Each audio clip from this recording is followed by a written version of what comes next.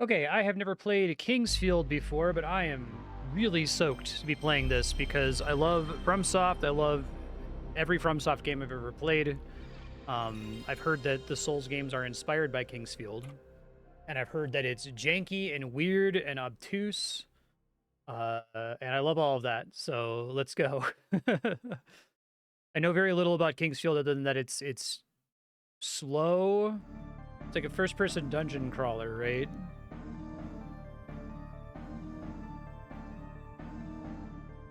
Really potentially bad combat, maybe. I'm shaking with excitement. There's a bunch of these, right? Like so I'm playing Kingsfield 1994, which is never released in the West or never released outside Japan. Amazing title sequence.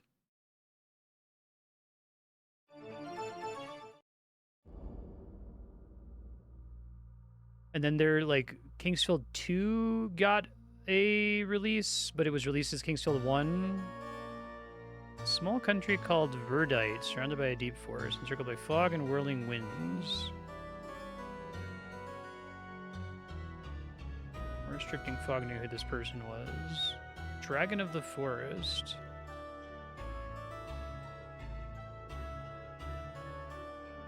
Someday the Dragon of the Forest will return, bearing magical artifacts.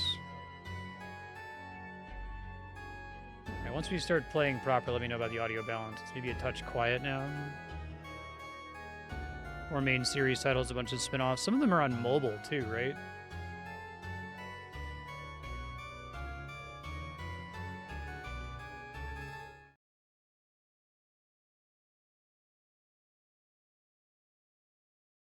Turn it up a little bit. The Kingsfield Maker, that's cool. I recently played Ultima Underworld, which blew my mind. I was like, holy shit, this game is so good. Okay. Oh, man. Save to memory card. Like, secretly saves the game when you first boot it up.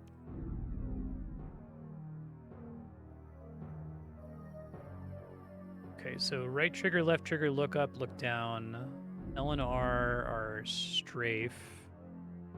Start, pause. Okay, we've got a menu. Medicinal herb. No magic.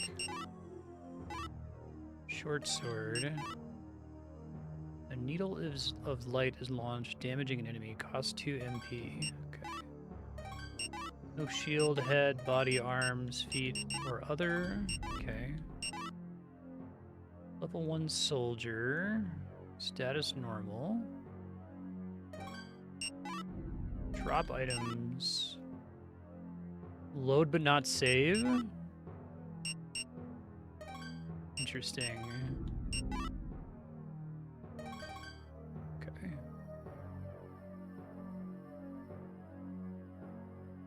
What are my other buttons here? We've got... The A button is the menu button, which is a little weird. Okay, so is that like a stamina system that I don't really do damage if the power meter isn't full? Okay, that's magic. Got going on here. Oh, okay, confirm versus back. Groundskeeper's room.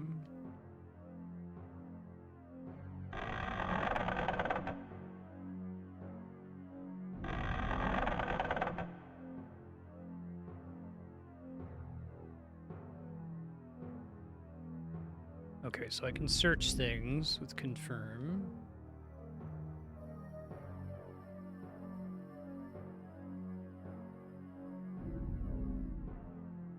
Nothing important. Nothing important.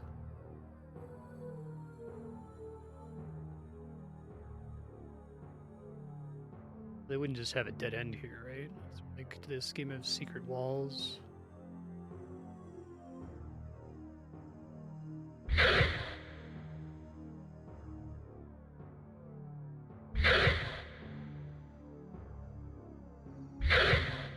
Whoa, holy fuck.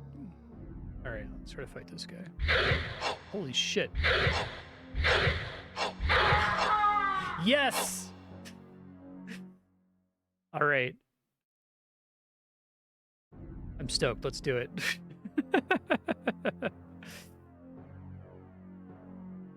Oh, that was awful.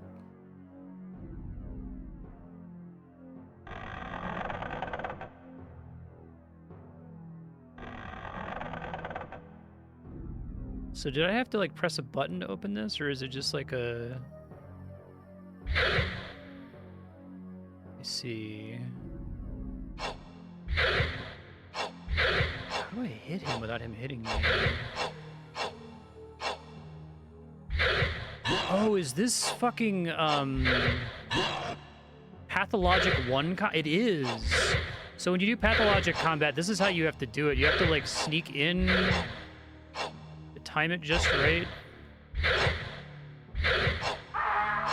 Alright, we're gonna get him. Oh, that's horrible. I love it.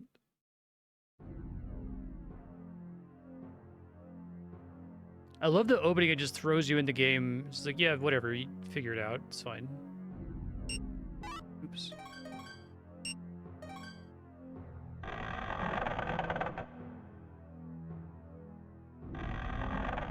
Am I, like, completely starting over every time I die? More information in the manual. Yeah. Try using my magic this time.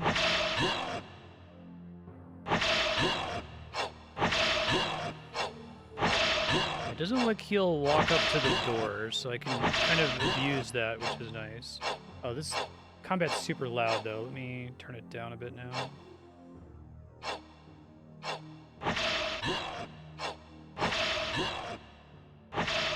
Oh, I probably also shouldn't spam it. I should wait until the magic meter refills, because that's also like a stamina system, I guess.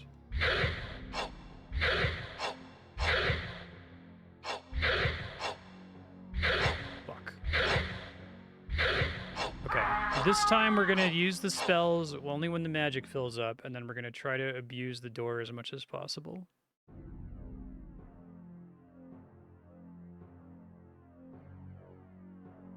Kingsfield franchise focus. Retroactively declare that Kingsfield is part of the Soulsborne series, and therefore they all have to be featured. Right.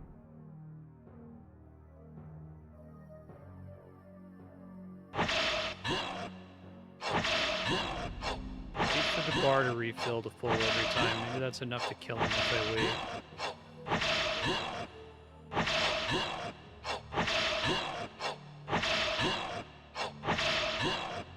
It was not. Okay.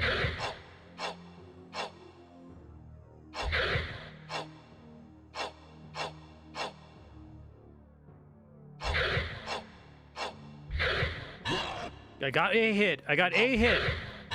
I got 2 hits. Dude, it's literally, it's Pathologic 1 combat. Pathologic devs play Kingsfield. I can beat this thing. We could do it. All right.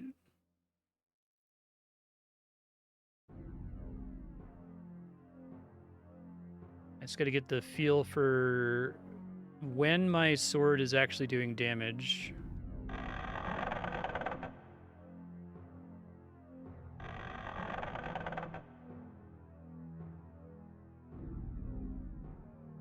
I love this secret door already is just like such a good sign, right? Of course there has to be a secret in this room, otherwise why would there be this dead end with nothing else in it?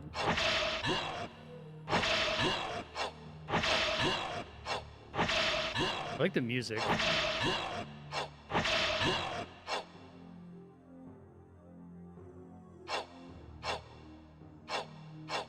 One, two.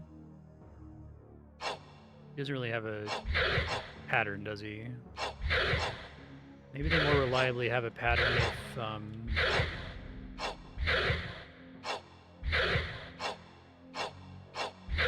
Fuck. Oh, this is hard. Oh, we'll be able to beat him. We're gonna do it.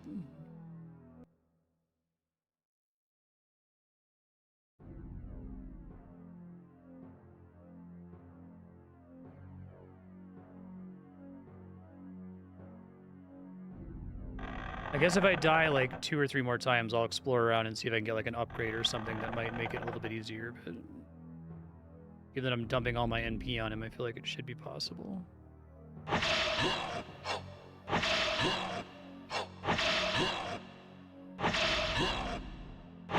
That he gets stuck on the door is really nice, otherwise this would basically be impossible, I think.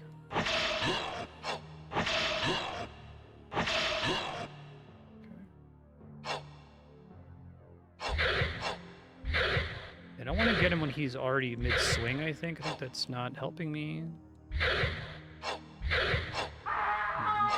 Alright, one more try and then I'll go sneak around and see if there's like a sword upgrade or something nearby. Even if I had a little bit more max MP.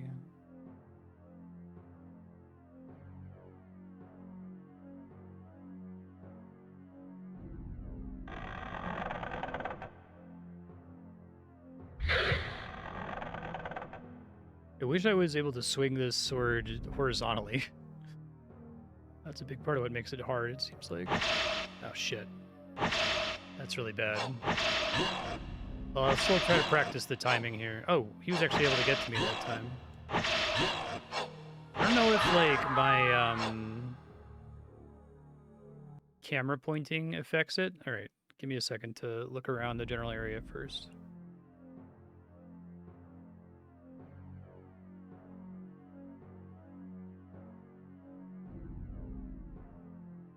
There's another secret door in here. Is that what that is? Oh, it's locked. There's something back there.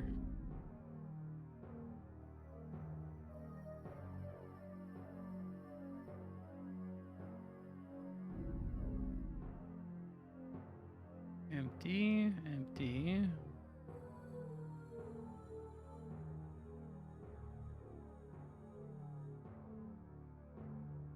Hey, I finally got a thing.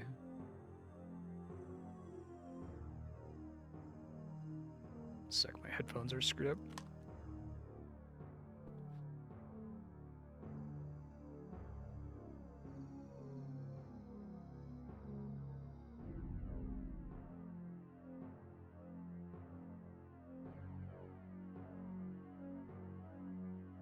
Locked.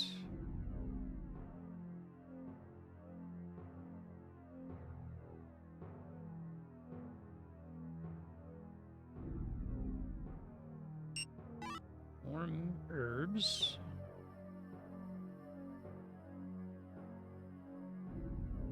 He is dead. No kidding.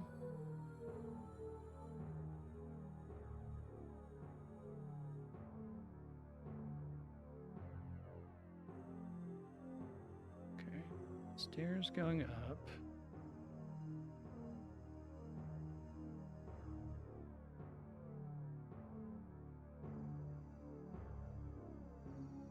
Light company sales and purchase of weapons and armor. Oh, NPC. Welcome to Light Shop. Dragon tree fruit. I have 150 gold. Okay.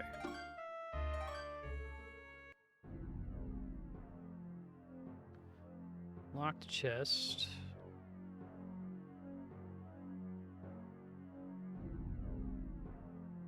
Nothing important. Oh, so there can be things in beds. Okay, I wasn't sure if it was always going to say that. What's this? Royal Barracks.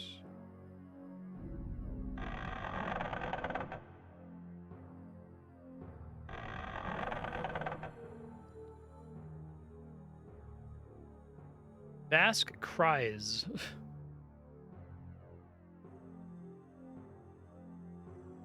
That's cool. Just need to have their little crazy laugh, right?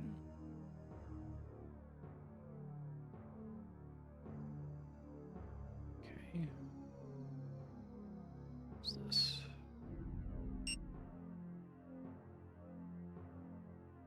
Is this... This is a save point. Okay.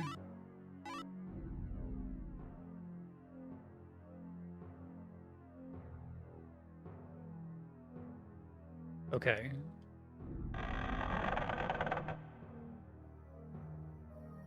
It's not even, like, explained. Say, maybe that's in the manual. Look for crosses on the walls, I guess.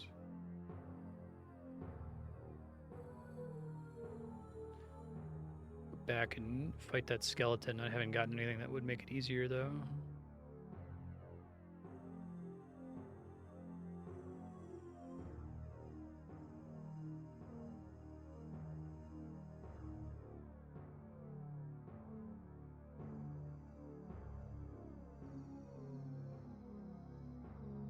Gravestone. He is dead. He's dead.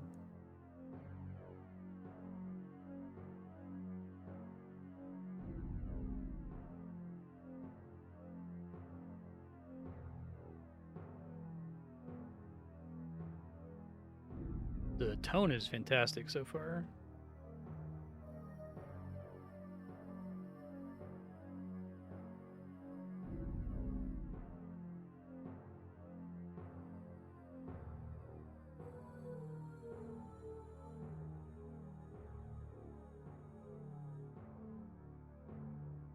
Is that another medicinal herb?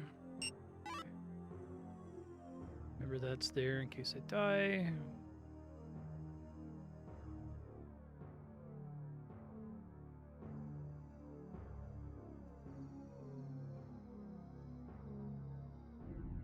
I think that just looped around. If I went straight there, I can go up the stairs. I'm gonna fight this skeleton again really quick. I want to see what happens when I die. Yeah, he is dead.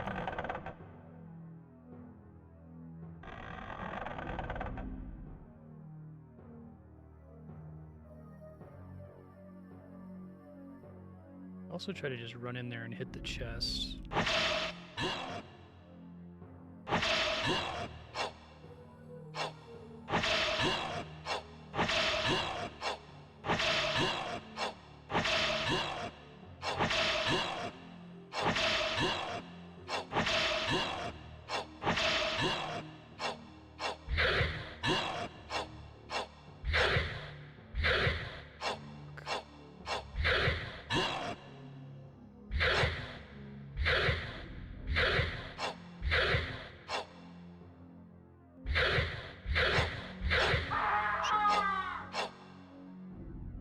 So, does saving... Do I keep all the stuff that I got? This is what I want to know. What happens when I wake up here? I don't. Okay. So do I have to, like, load my save, basically?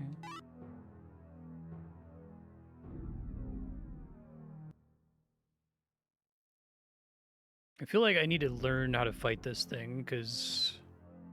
It is similar to Pathologic 1. I basically need to find a way to, like, dance back and forth to hit him without him hitting me, but he seems to be pretty difficult to predict as to when his sword's going to be out. Maybe there's a way for me to get in there a little bit more safely. Now, this is a much longer hike. Oh, I didn't come this way before. Oh, hello.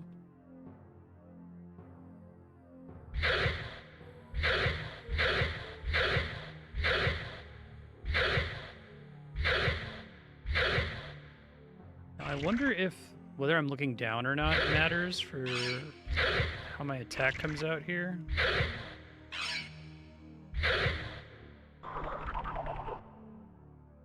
Well, I killed a thing. Antidote herb, 6 gold. Whoa, tree ant looking thing.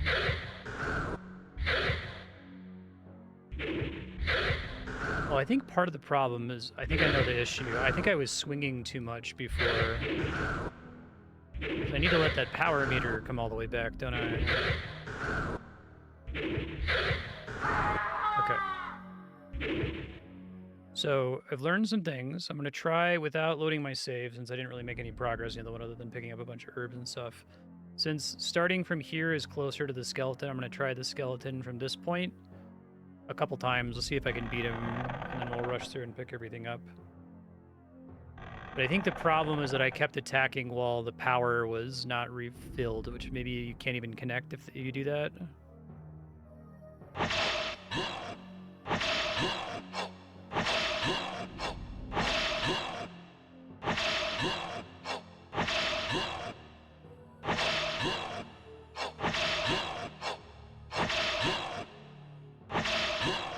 Also, if I can, like, back up to lose his aggro and then try to, like, sneak up on him.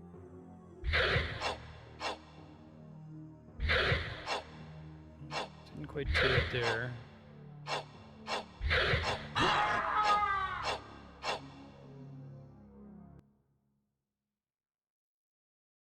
Two more tries, and then we'll continue down the other path and see if maybe I can get some levels or something. But I feel like math isn't going to save me here. I need to be able to hit this guy without him hitting me, right? Which I haven't learned how to do yet.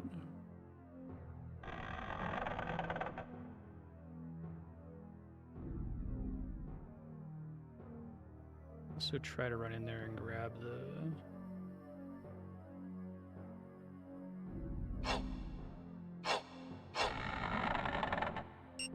shield. Fuck. Oh, it's hard to run away. Fuck. Okay. All right. Everything.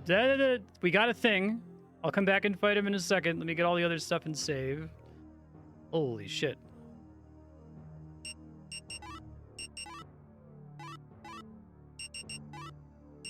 Have you beaten these, sir?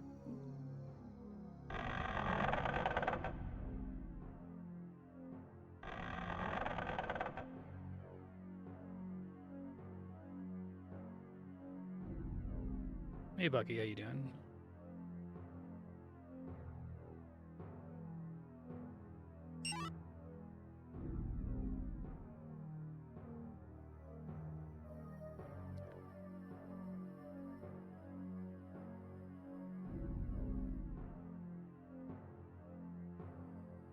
Remember, that's a locked chest.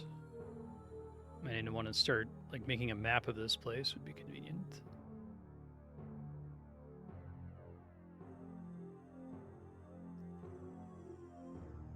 I think it was this way, right? Let's see. We didn't go up those stairs.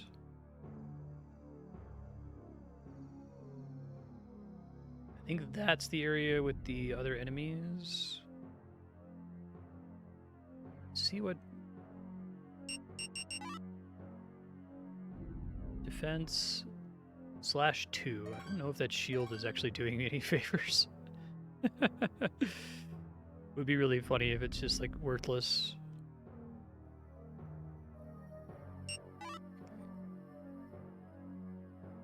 Now that's recovery medicine. I guess I didn't check this. Does recovery medicine mean... Fuck, that was a mispress.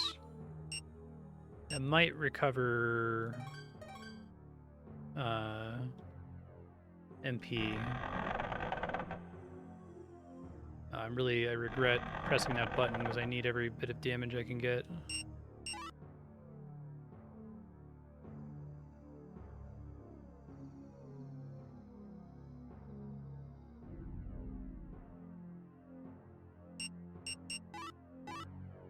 So we'll see. Okay.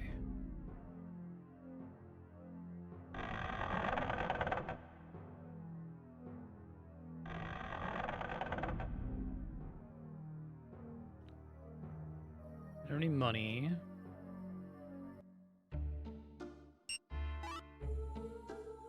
Yeah. Let me try fighting the guys in the area nearby. They seemed a little bit less aggressive than the skeleton.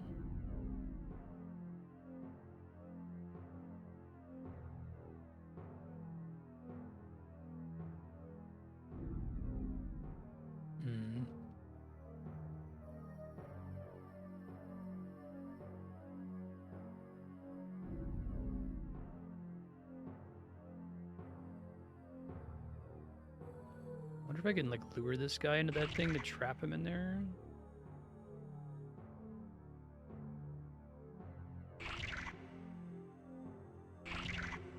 He won't cross that threshold.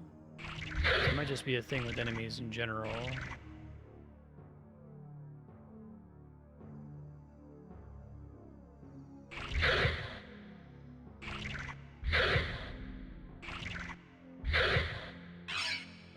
That's an important thing I just learned.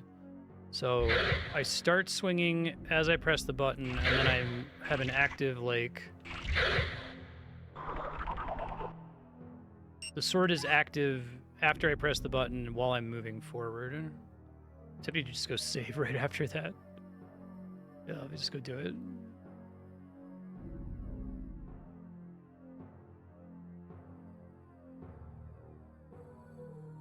I guess then I can see if I got XP.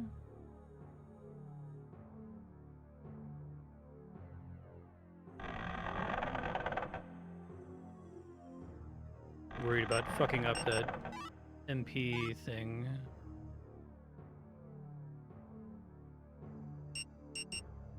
I have 7 experience, okay. So killing stuff does generate XP.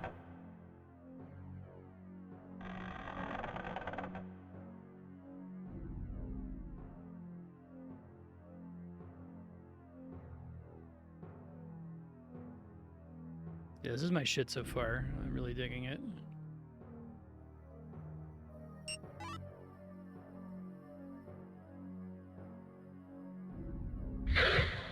I feel like getting the jump on an enemy is really important in this.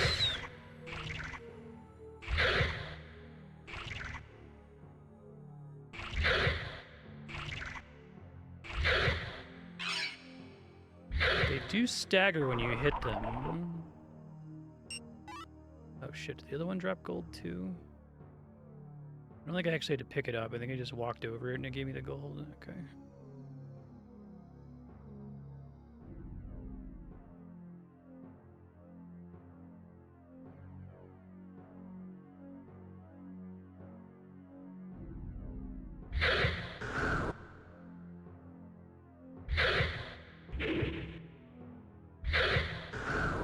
Yeah, I just have to like figure out there's a Goldilocks distance.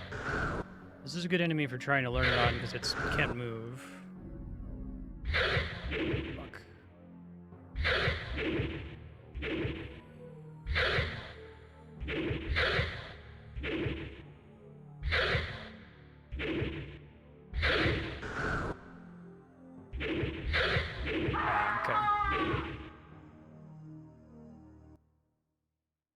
Could try dumping my remaining MP on that guy.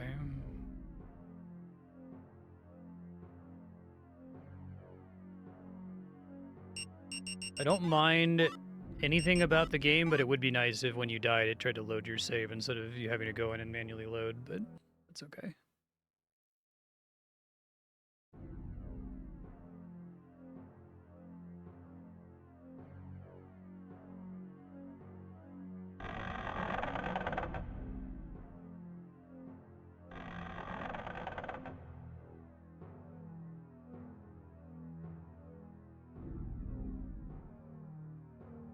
Let's just focus on the tree ant guy for now.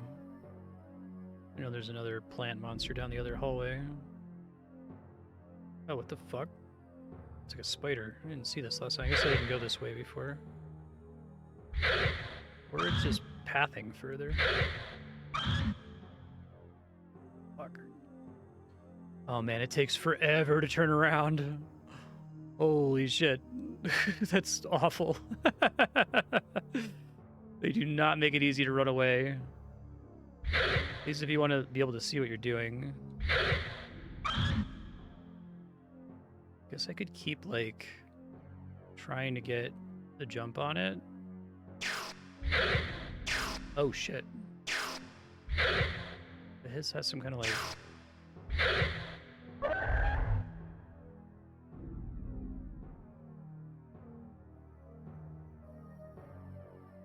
Goal obtained. Okay, that doesn't last forever.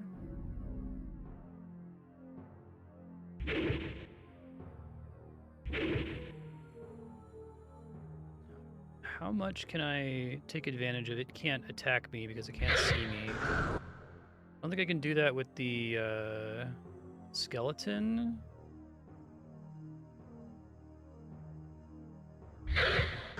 Because the skeleton...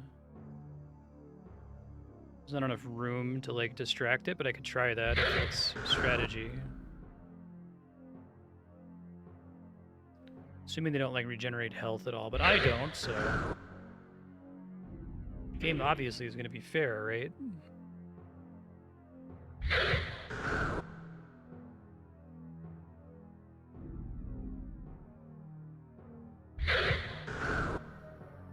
I'd love to get the sword upgrade is really expensive. The battle axe upgrade. Oh, is it the battle axe? No, there's like something that's 240 gold, so I could potentially get that starting with 150. Let's keep playing it safe here, and once it dies, I'll go save. I guess that spider must have just wandered.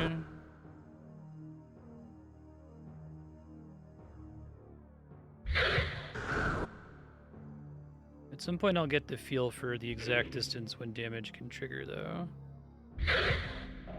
A 27 gold. How much XP from that guy?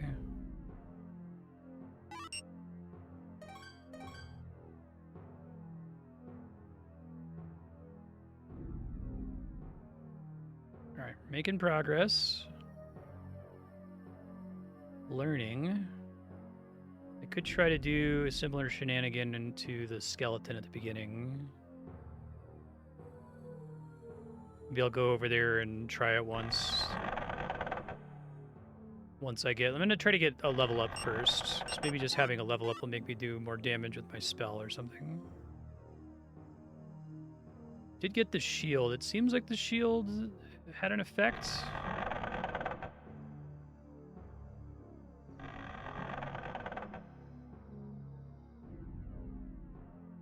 I don't have to, like, actively use the shield in this game, right? Like, it's just a passive bonus.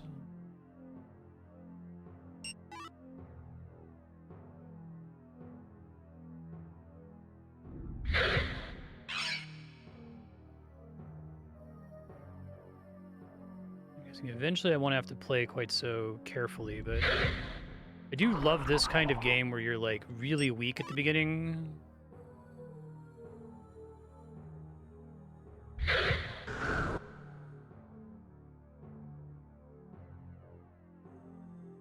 I know for sure I can beat this guy through attrition.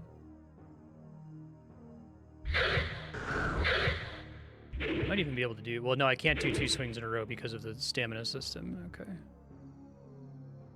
But if they regenerate health, they don't regenerate it very fast.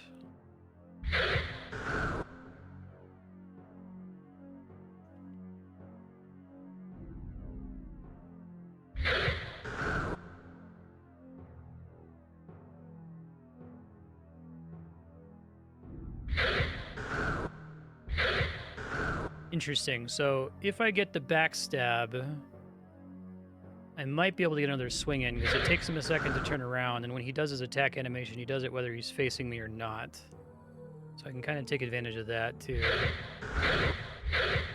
But yeah, it looks like a second swing with empty power literally does nothing. It doesn't trigger stagger, it doesn't register as a hit. It's not like a lower damage. But half power did stagger and make a hit sound effect, so I don't think the bar has to be literally full. Yeah, like that. So sometimes I can get 2 hits, so I'm careful about it.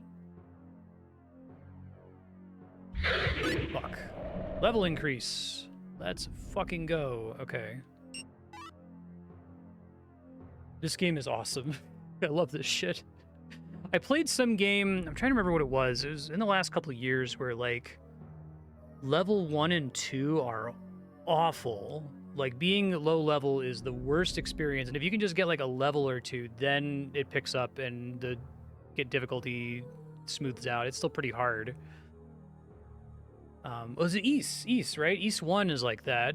And I love that about it. Like, I've never played a game that's structured like this, where the beginning of the game is, like, absolutely brutal. Okay, I think I'm okay. Well, let's just do this. I don't know why I'd load the earlier save, but got all these healing items. See what being level 2 does for me. It's too bad these guys won't let me, like, rest here or something. I wonder if the enemy, the amount of money they drop is fixed or because I only got like 2 coins from the second tree ant thing. 191. Yeah, that's awful. 640 for the Night Sword. I guess it would be the Iron Mask would be what I'd probably buy. I guess I could sell stuff. Let's see.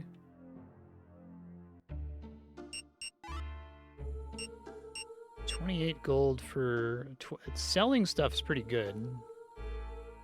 I did just save, so...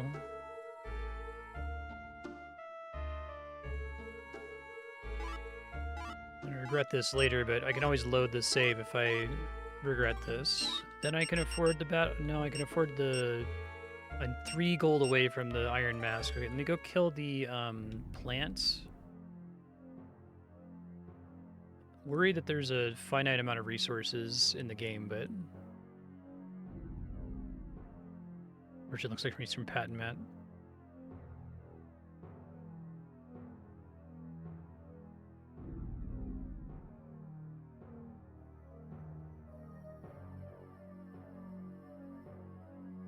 I like the little dips in the ground because I feel like they create tiny little landmarks.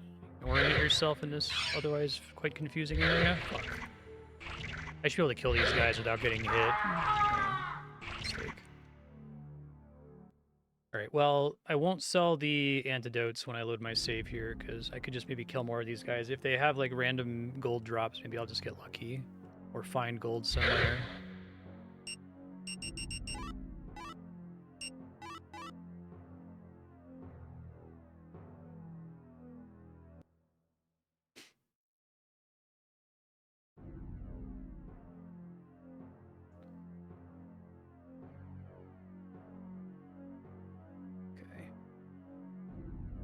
Too bad I can't, like, sleep on the beds.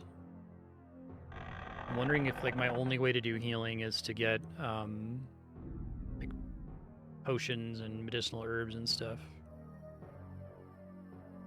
Okay, let's stay extremely conservative here.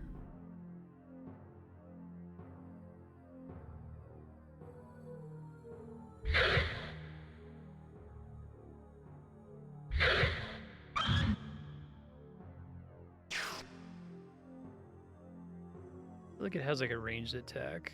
I love the look of this spider. This game's cool because it kind of feels like it requires you to use your imagination a bit.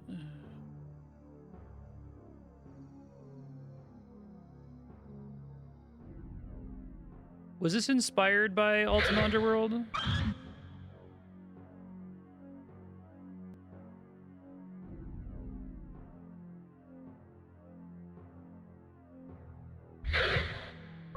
Hey. 2 gold. Great. I don't need to save after every spider. I'm going to save after the tree ants because they have a lot of health. Okay. Fuck.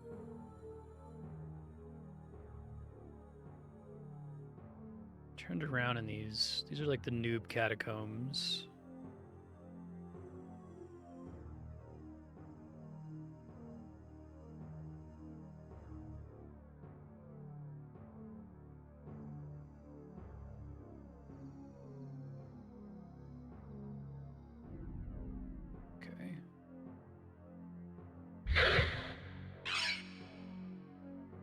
The extra level doesn't make me do enough damage to one-shot these guys yet.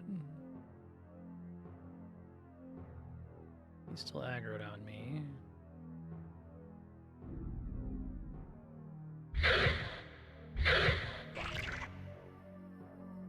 Yeah, I need to, like, work through my panic to want to press the attack button again. There's, like, no reason to do that. It doesn't help me in the slightest. 6 gold. Oh yeah, this is XP Central over here. I love that it's still past, like, at least 1 ent, maybe 2.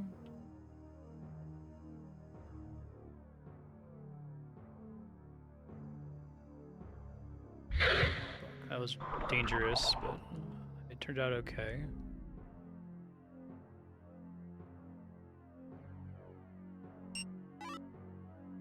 Like a wooden thing back there? Oh, fuck. Is that an enemy? Black Knight kind of a thing. It's a scorpion. Okay, we don't want to fuck with that right now. Do the plants because they die quickly. And I can do... Oh, I guess if I know my next hit's going to kill them, I can probably just be brave and run in and hit them. Because I think I can make sure that they die before they get their attack off on me.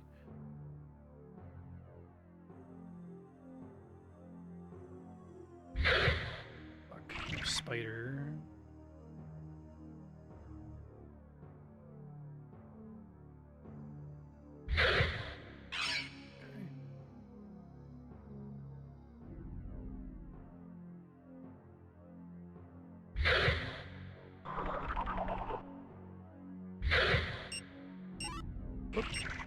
Yes. Yes.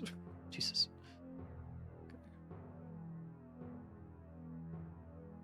Might save after all these plants are dead, just because they're a lot of work if I then immediately die to the spider.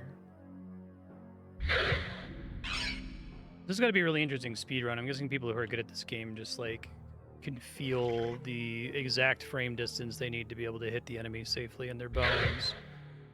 Don't really have a feel for it yet. Okay.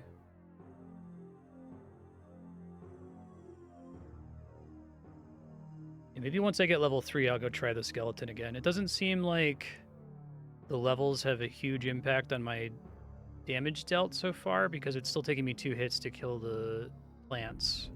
It's just the closest thing I have to a bar to pay attention to. How much money do I have now? 214. Okay. So I could sell something to get the stone mask, but defense, I think I need to get offense right now. It'd be great to not die quite so quickly, but if the enemy dies in less hits, that's less risk.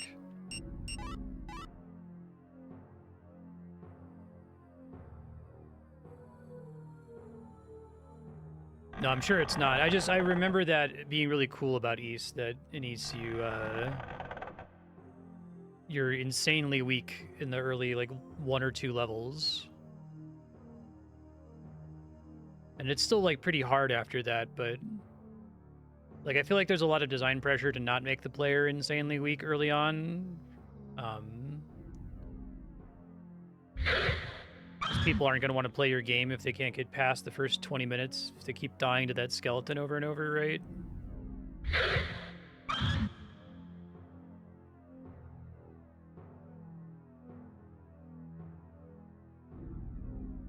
It's like a bootstrapping game almost.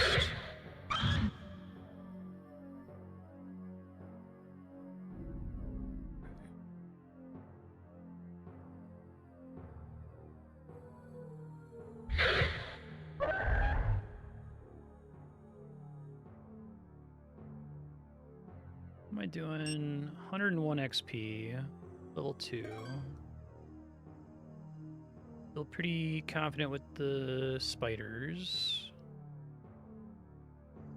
Okay, this guy... Oh, there's the scorpion. I don't think I want to fuck with the scorpion.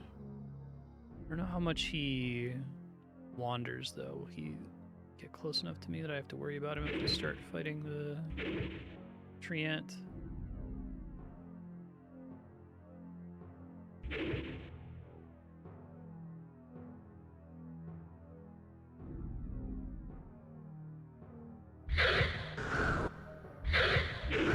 Oh, there's 2 in there. Fuck. And I think the scorpion aggroed me. All right.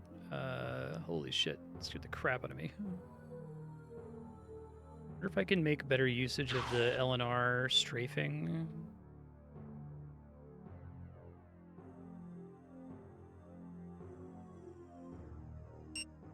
Bloodstone? It's a Judas Priest song. What the fuck is a bloodstone? I know I'm going to go in my inventory, I'm going to look at the bloodstone. Wait a minute, is this like equipment?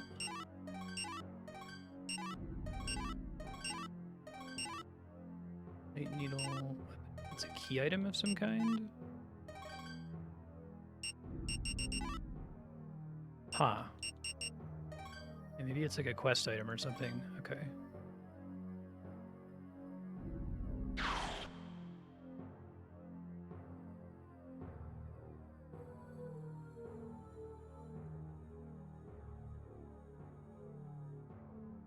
think there was another path in here that had like a spider in it. It's also possible the spiders are respawning. I can't quite tell just yet.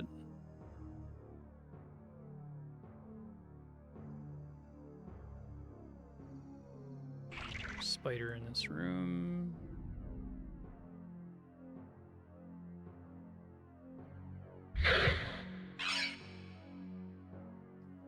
Try to kill this plant and the spider without taking any damage, and I'll try to back up and save again.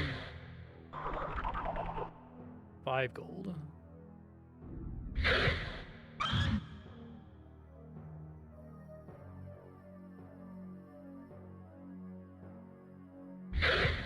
Oops, missed.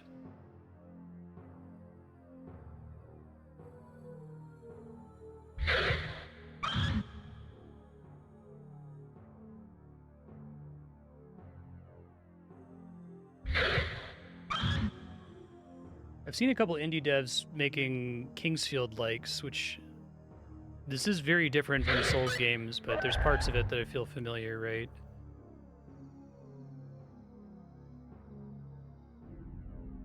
This is FromSoft's first game?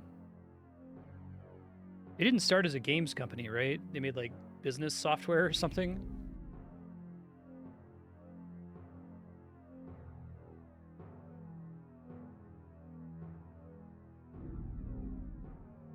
Use those as landmarks. So we're level 3, so I might go try the skeleton again. I doubt it's like gonna drop anything, but maybe it has a bunch of XP. /2, chop 1, stab 1. Those must be...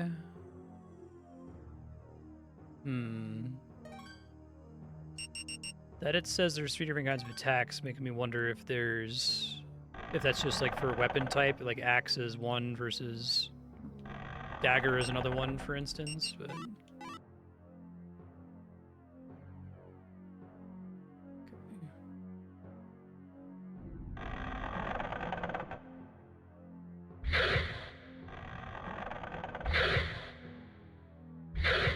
sure he doesn't like have another animation if I press the button differently, you know? I press 2 buttons at the same time. Alright, let's check out the skeleton. Doesn't seem like my level ups afford me any extra magic damage, but...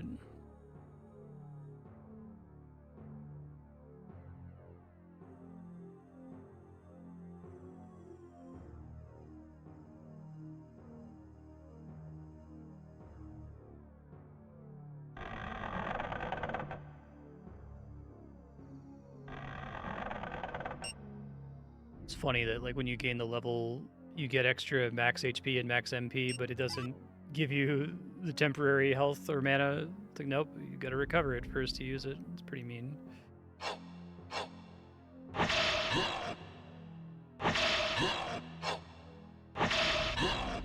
so I think actually I will be able to use the same cheese I've been using on the other enemies to fight this guy. Let's see.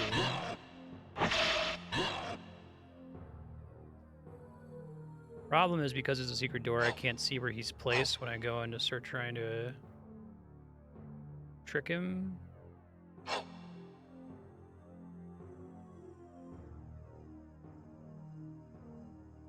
Yeah, this is what I was worried about, that he's in such a tiny room, right?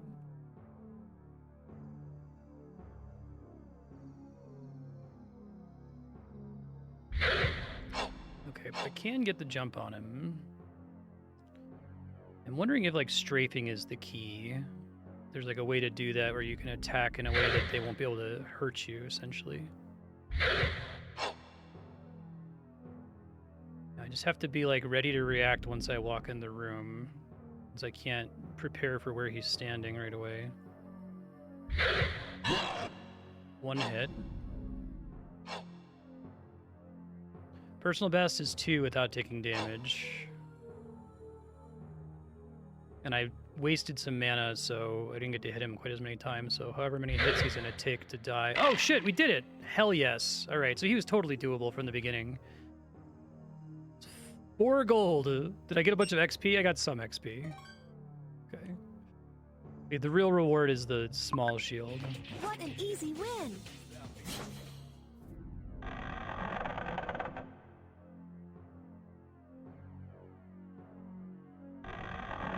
I didn't check this at the beginning. Okay, so I'm gonna check.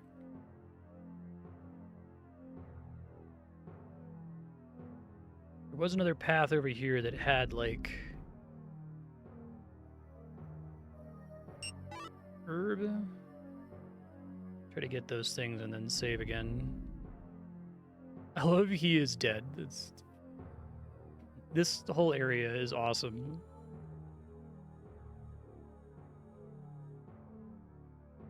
Yeah, that's the thing I was thinking of. We got these gravestones. Makes it seem like there's something over there.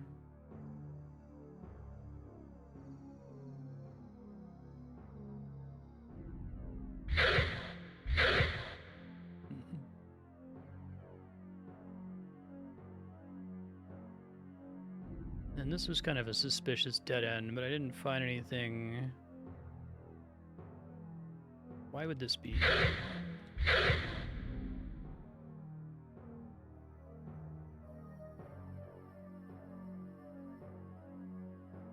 Yeah, not sure. Okay.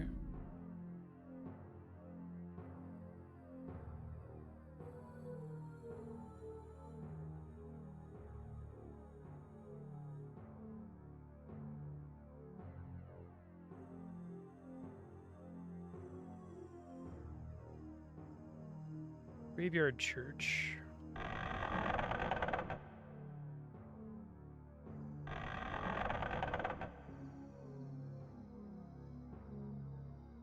Hello. Golden Cross has been stolen. Oh, what a blight this is.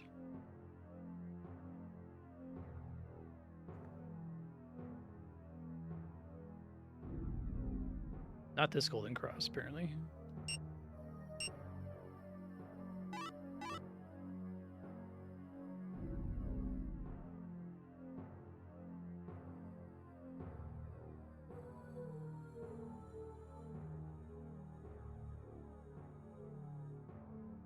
Hello. This is like an insanely early PlayStation 1 game, too, isn't it? Like 1994, really? There were still Super Nintendo games coming out. Sold my graveyard map to a suspicious parent and his child a few minutes ago.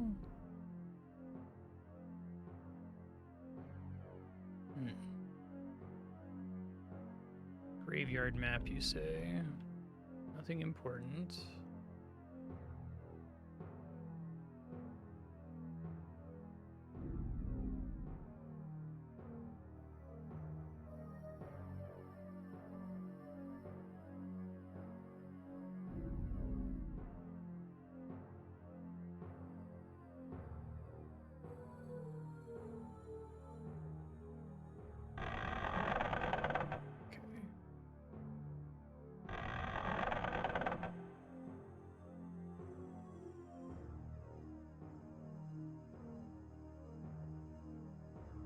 Whoa.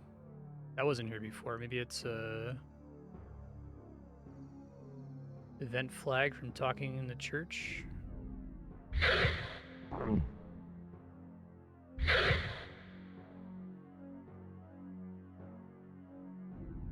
Freaky mummy zombie.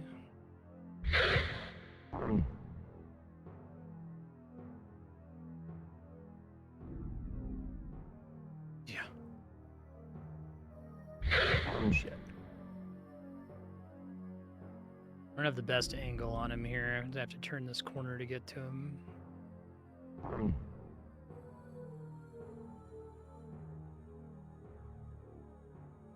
Oh, interesting. This is broken. I love that, actually.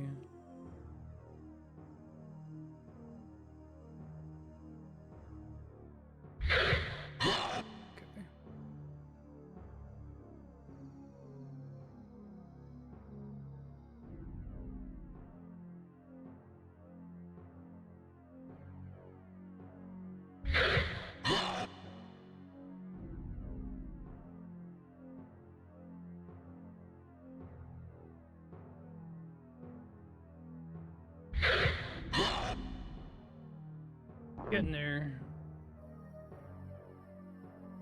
I'm guessing eventually I'll have the gear that I don't have to play quite this conservatively all the time.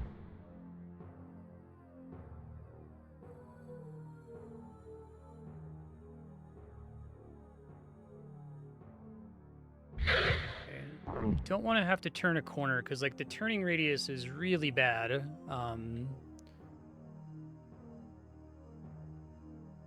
So if you're going to be able to get a quick swing in on him, you kind of have to be able to go straight at him.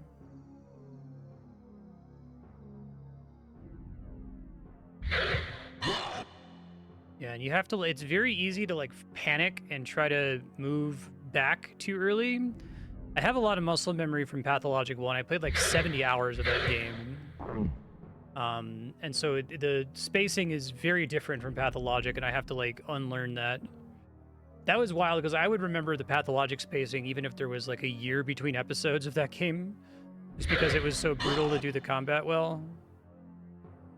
He's got a lot of health. He better give a lot of XP.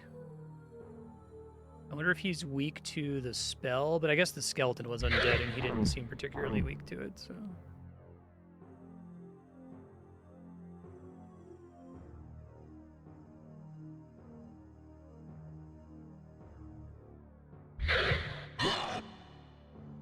This guy's got a lot of health.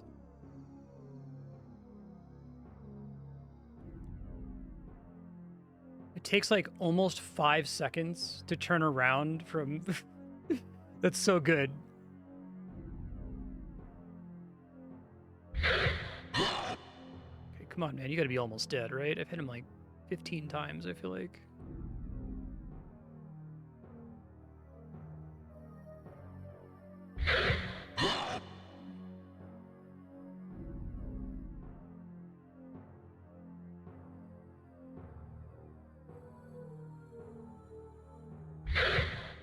Hey! Oh, he dropped the... Oh, fuck, yes. Hell yes. Okay, save. Save. This game is awesome. That's so expensive. Plus 1 damage. Hell yes. All right. Okay, where the fuck is the save point? God damn it.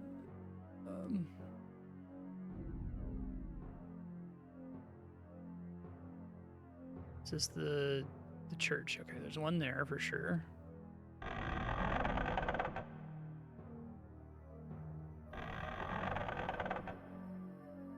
Holy shit, that's satisfying. Okay.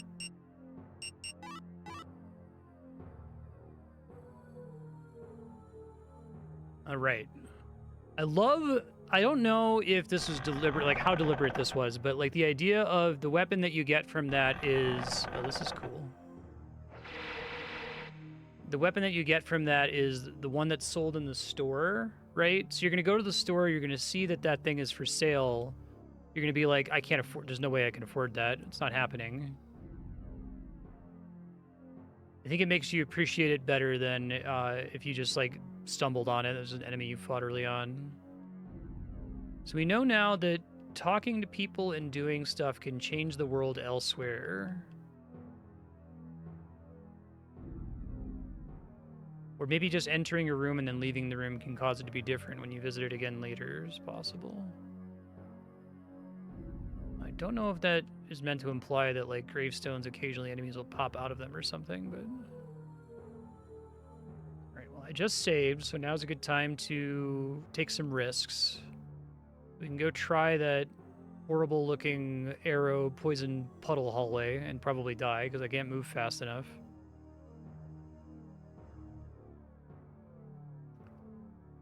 It was across the hall from the church.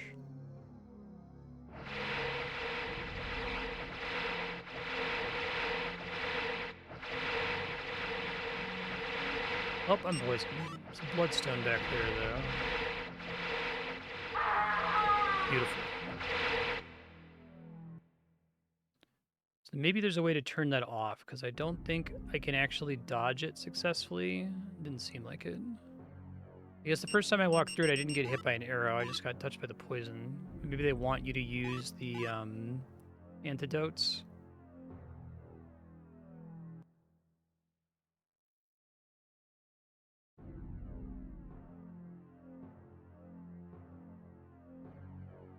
Okay.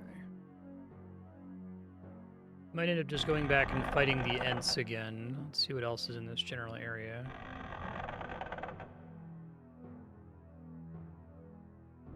Sign's good here, because this is a good way in case you didn't suspect that there were doors that just look like stone, right? Might be the first time you consider it. I think strafing moves at the same speed as...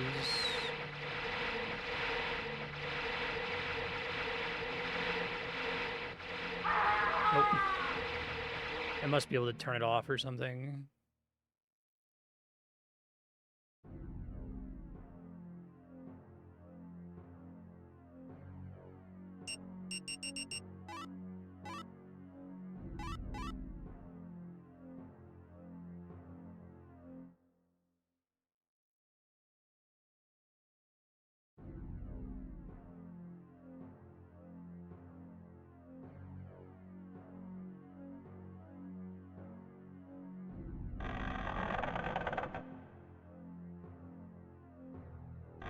It's a dead end that requires a key. That I can't get through yet, it seems like.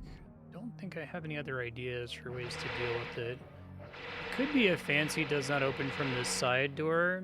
I'm interested if the bloodstones are like, there's gonna be like an NPC that wants me to collect them for a quest, or if they're just meant to be sold, maybe. I could go swing by the merchant and see if he'll buy them. I might not sell them in case I need them for something else, because it's that kind of game. I'm gonna try to avoid looking anything up for this, but something like, am I safe to sell the bloodstones is something I would feel comfortable with Googling if I had to. Spider. Oh shit, it closed behind me. Oh, that's mean. Fuck. Oh god. Everything's fine, everything's good. Sometimes you wake up and there's a giant snake in this room. God damn it. Okay.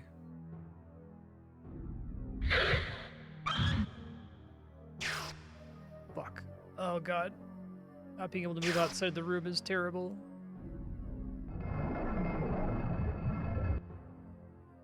Door closing behind me was so mean. They know what they're doing. They know you're doing this shenanigan. Okay, dead spider. More antidotes, which sell for money. They're pretty profitable. I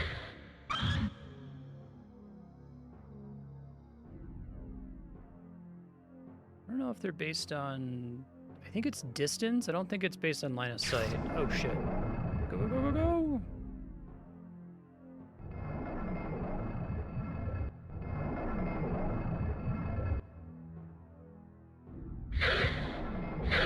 Fuck. Okay. 1 gold. God, man, they're mean sometimes. Gravestone. Gravestone.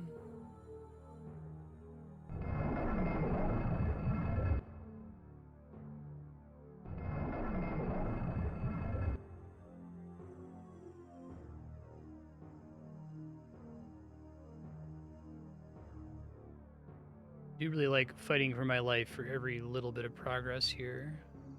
Okay, I think this is back at the entrance, so I think this will take me to the shop. So I'll check to see if he buys... Oh wait, no, this is the graveyard. Fuck.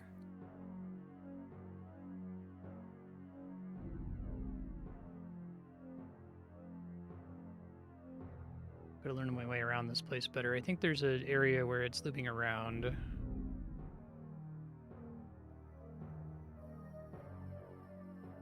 Okay, yeah, here we go. Can probably fight those Ents now pretty safely. Not actually gonna sell it, just see if he happens to take them. Bloodstone, 250 gold. Okay, that's a lot of money So I am going to Google Kingsfield, can I sell bloodstones? I don't know if this is the kind of game that can soft lock me is why I'm going to check.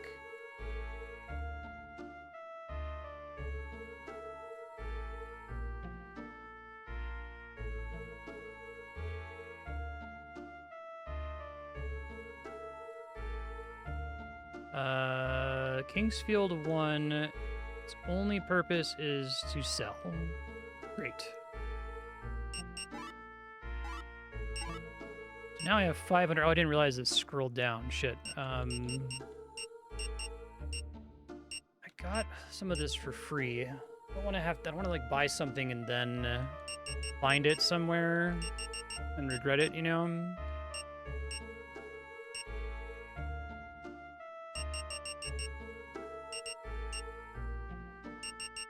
I guess what I'll do is I'll save, and then I'll buy something, and if I have to load the save, I'll just remember...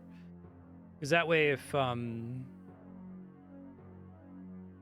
find the item naturally in like a chest or as an enemy drop or something, I can just load the save and not buy it.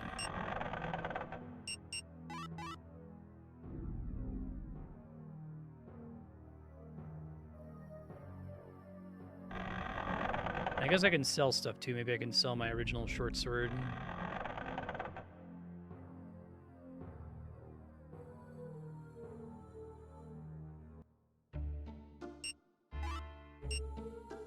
Okay. I just want to get something in each of my slots, right?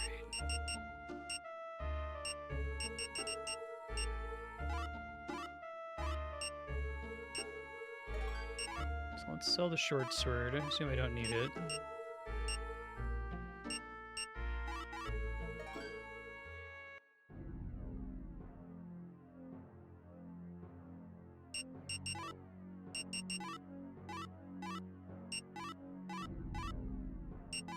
Okay, so need head and body.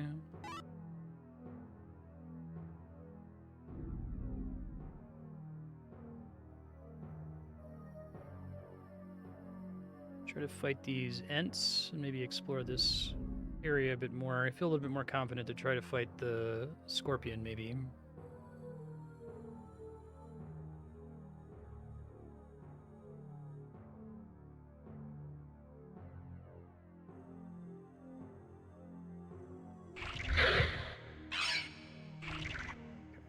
Don't one-shot this dude yet, even with 2 levels in the Night Sword. Wonder if you're doing like really small numbers for damage, or if there's any kind of randomness to damage at all.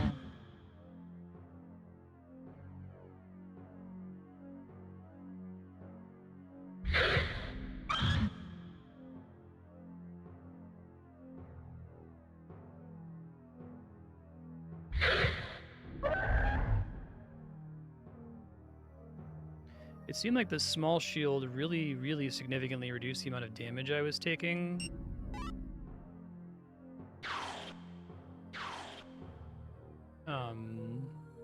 From like not the skeleton, but the Ents. It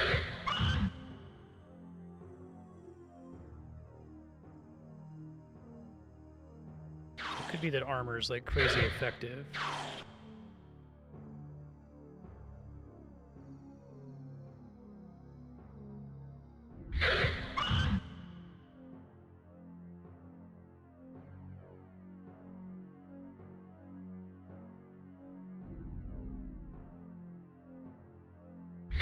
Oh, fuck. Oh, good. He actually doesn't have that much health. Okay. 184 XP.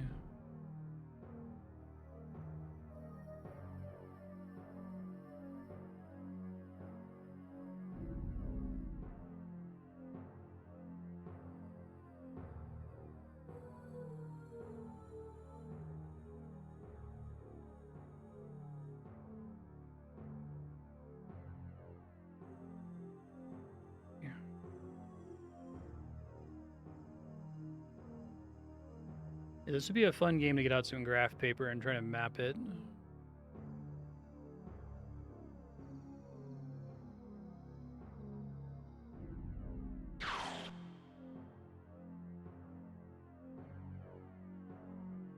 where I got my blood gem, the first one.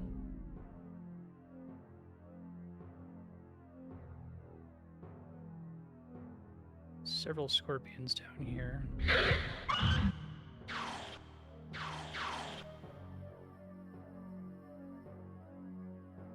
There's only like 3 or 4 hits to kill him before.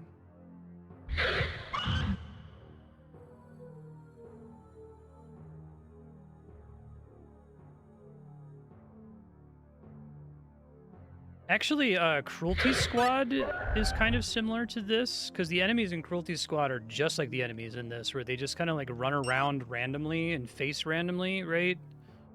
So the game kind of ends up being about like trying to get the jump on them, because if you're trying to fight them when they're running around like idiots and firing randomly, there's nothing you can do about it.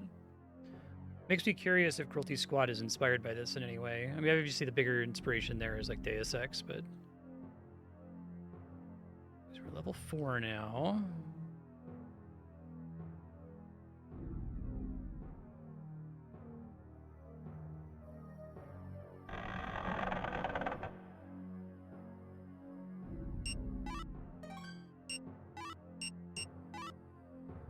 Remember that my third save file has me not spending my money, but I'm probably just going to deal with it spent. It's fine.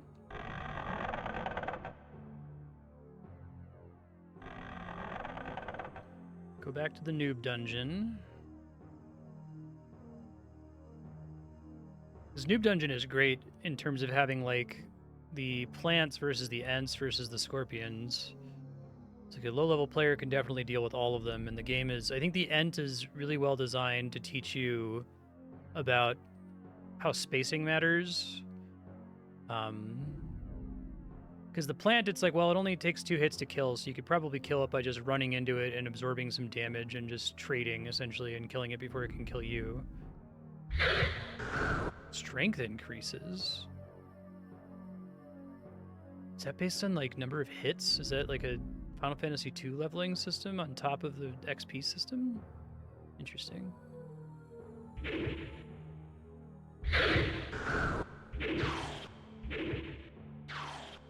Should probably kill the scorpion in that hallway.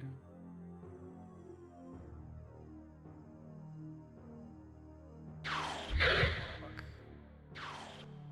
He's not at a great angle for me to fight him safely.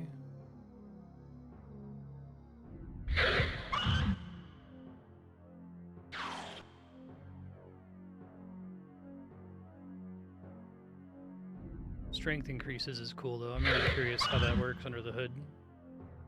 Take a look at my stats screen in a second and see if my damage is up significantly. I think it was 3 before I gained level 4.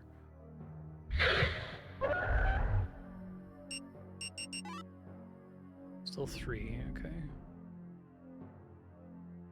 Strength 25, magic 22, average attack. Okay, so average attack seems to suggest that there is some randomness to your swing. Good to know.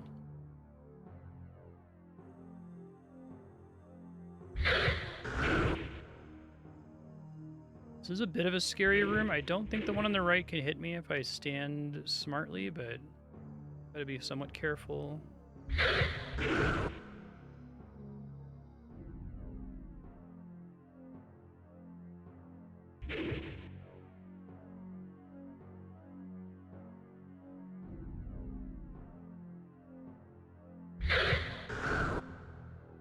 You should go down quite a bit faster than the previous ents, hopefully, anyway.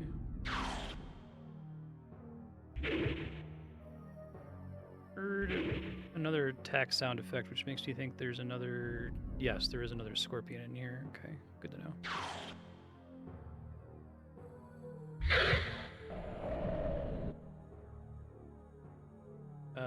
32 gold, hell yeah. Sold a bloodstone, killed a scorpion. Killed several scorpions.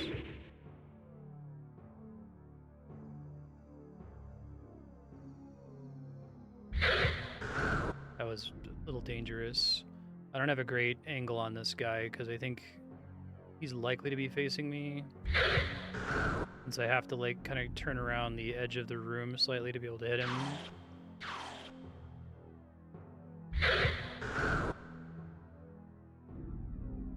I think almost that, like, the stamina system almost tells you to do this, like, hit and run thing, because, like, it takes almost as long as it takes to back up and drop aggro for,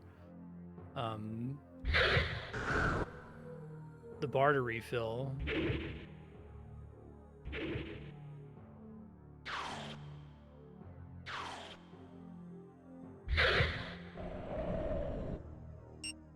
Antidote herb, 6 gold. Yeah, I do wonder if their gold drops are static or it's somewhat random. That's the hard one area to come back and explore. Is near where the snake is? I'm probably gonna want to use one of my medicinal herbs here soon. I'm kind of hoping that I was gonna find like a cleric to heal me or something, but that might be a fool's errand.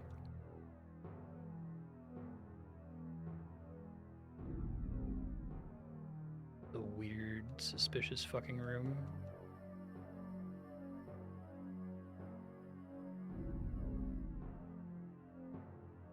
I don't think there's any hidden doors. I love they have you that hidden door right in the very first room you're likely to explore.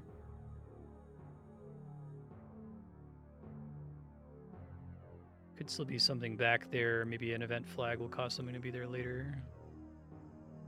Save with the Ent's dead. I'll go kill that other scorpion. We'll finish exploring the noob dungeon here.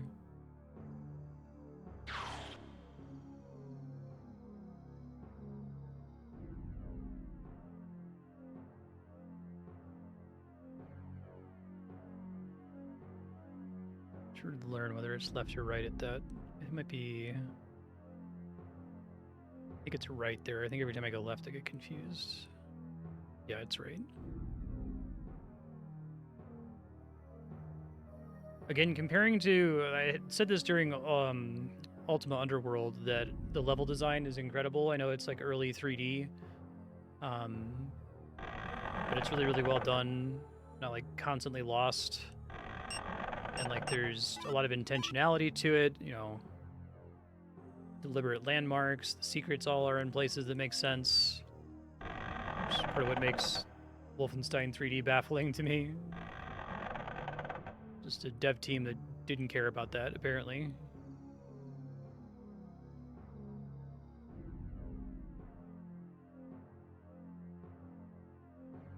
So I'm noticing that more and more as I play more games, you can start to kind of tell, like, what does this game developer care about? Like, what are their priorities? Map design on their list? Is it combat systems, right? Is it just the story?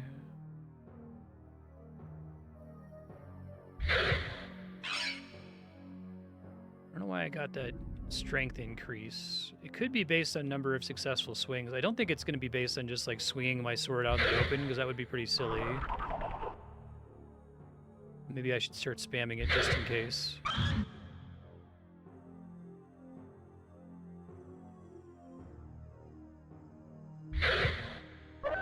Ooh, he died much faster than he usually does.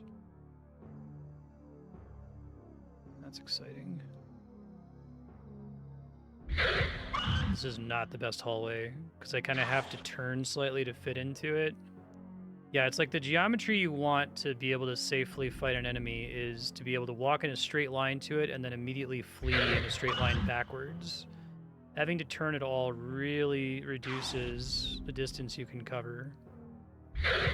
That was probably not worth it given how close he was facing me there.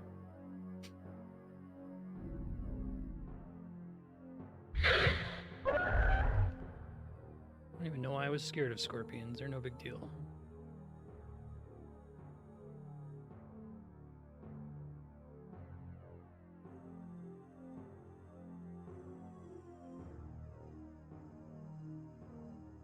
Let's look around here.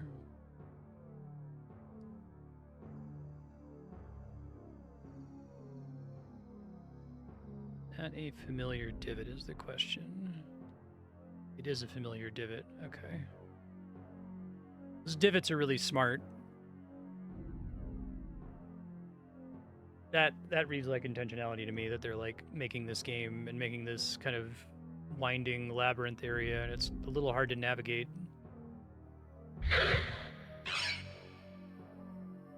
So they put something in there to help you orient yourself. It's not just like the shapes of the walls.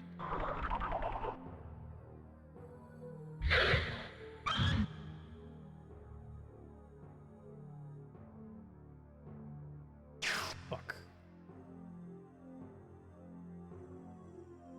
Spider is interesting because it moves really erratically compared to the other enemies. Doesn't seem to reliably aggro you when it's facing you like the other enemies do. 9 gold.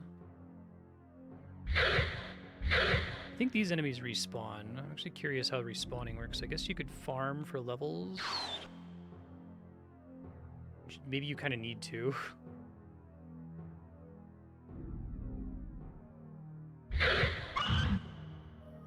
These guys are like 3 hits.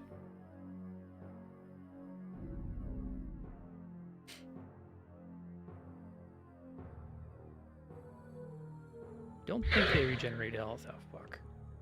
Oh, that was way too risky. I should not have done that. After I whipped, I should have just backed up immediately. I got greedy.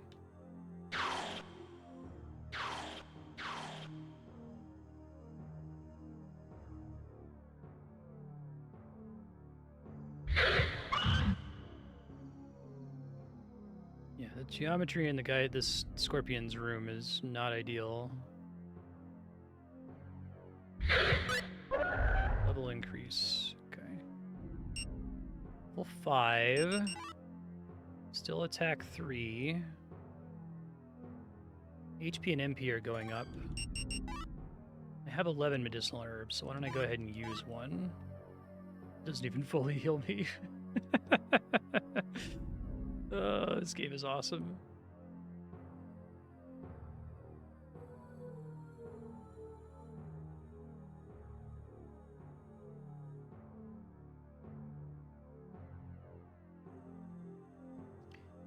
Right. So there's probably still more to do in the Noob Labyrinth. I'll save really quick and then head down. Healed me more than expected, yeah. How much money am I on now? Okay. After buying the boots and the gauntlets. Kind of want to not buy the level 1 mask. I want to save up for the level 2 mask. Let's just keep saving on these two. Well, I'm probably not going to load if I find gauntlets on the ground or something, but... Saved memory card, okay.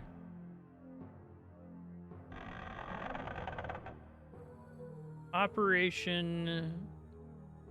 Try to find another exit from the labyrinth.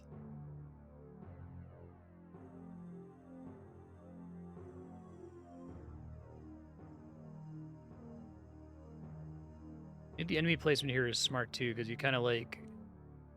Because it takes you so long to kill the enemies in the early hallways, you learn your way around the early part decently.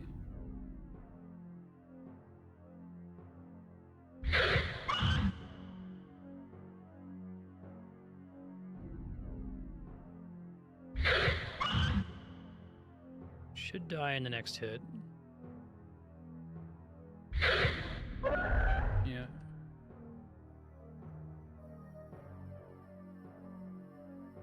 Yeah, these 3 enemies respawn. Nothing else in this dungeon does. I don't think so. There may have been a spider that respawned once.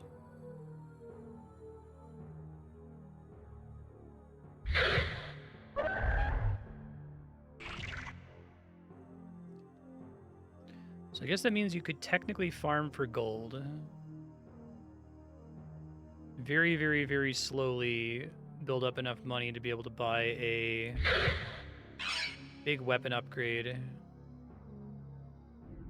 guessing once you have the plate armor and the helmet, you can just face tank a lot of these enemies.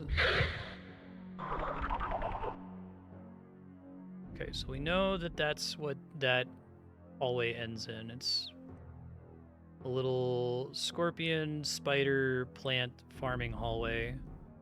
And it just kind of loops around here.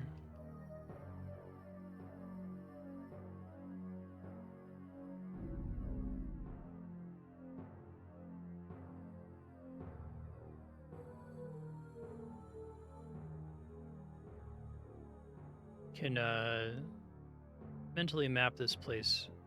Okay, I'm not gonna say I'm great at it, but because like that's that goes back to the town, the shop, I should say.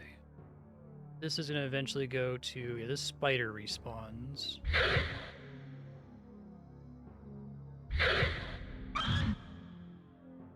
Yeah, because of the power system, I essentially have to back up. I guess maybe I could, if I could like had magic, I could alternate magic and swings twice, but I'd still eventually have to back up. So I think they do intend you to do this hit and run style at least a little bit.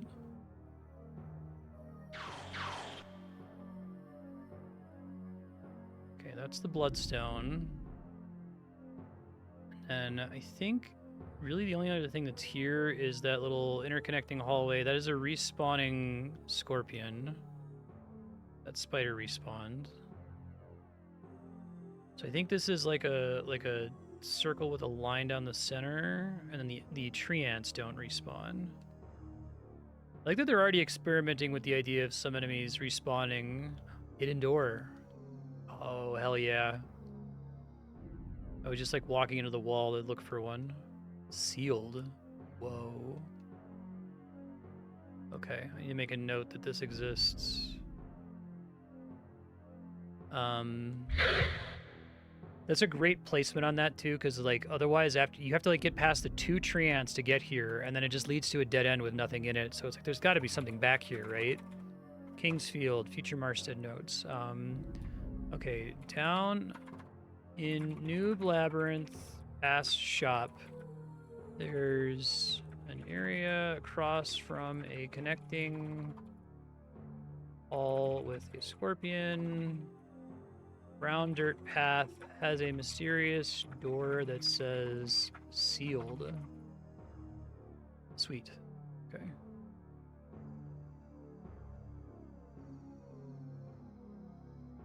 Make sure there's nothing else similar to that in the hallway leading out from there.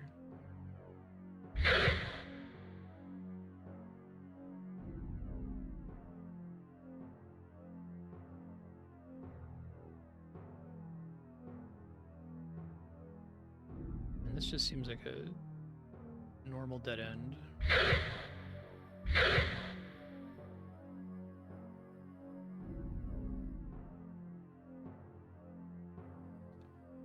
So far, I think I've found like 3 hidden things, and they've all been placed very smartly. Should be a scorpion down here.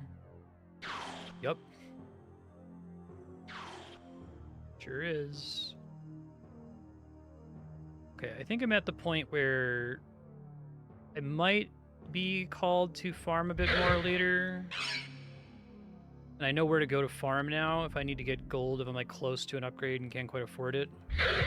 But I think these guys probably don't give enough XP to be worth farming just for XP anymore. Dragon Cup. Uh-oh. Water of the fountain is withered because I took the cup from the temple. Return the cup to the dragon's temple. Scholar's bones.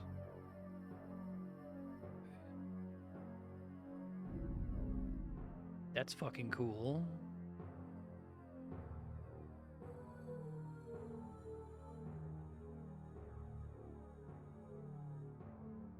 I'll make a future Marstead note about that in a second.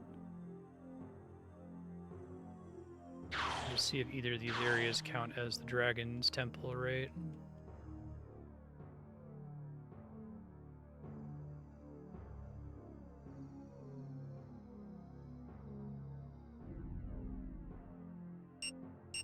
Drop the item, I guess.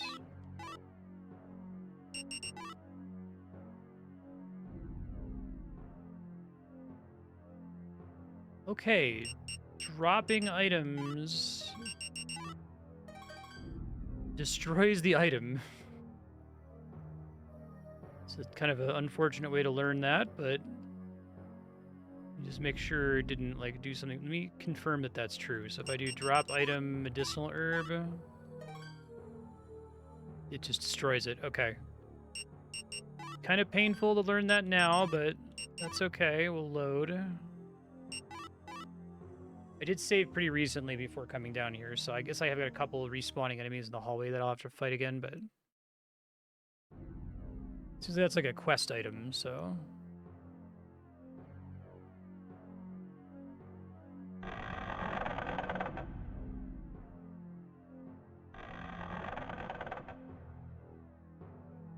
That's not how I return the Dragon's Cup. I don't go somewhere and set it on the ground. Lesson learned.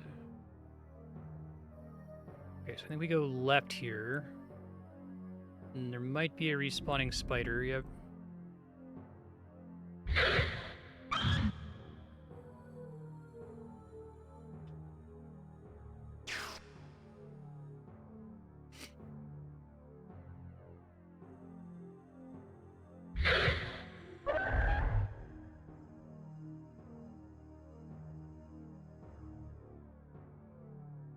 Alright, just in case there's some kind of event flag for having visited the secret room, I'm gonna go back in the secret room really quick.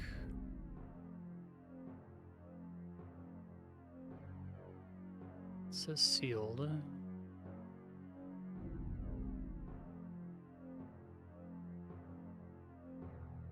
There's a scorpion in this room. Kind of a frustratingly placed scorpion, honestly.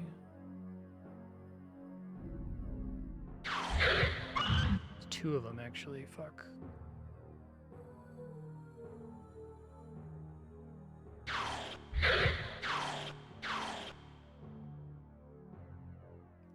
I'm gonna deal with the plant guy, too.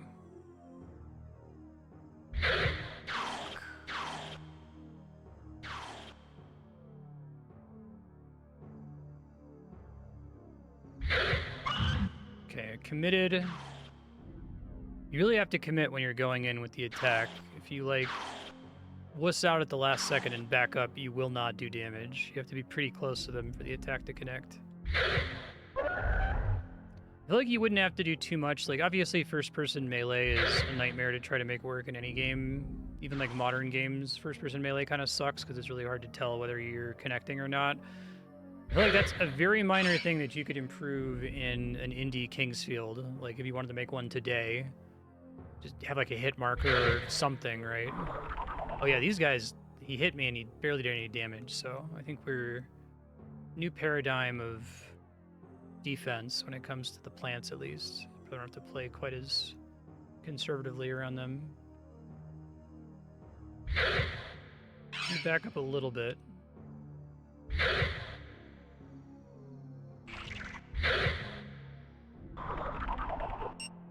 Dragon Cup. And that opens something. The water of the fountain has withered because I took the cup from the temple.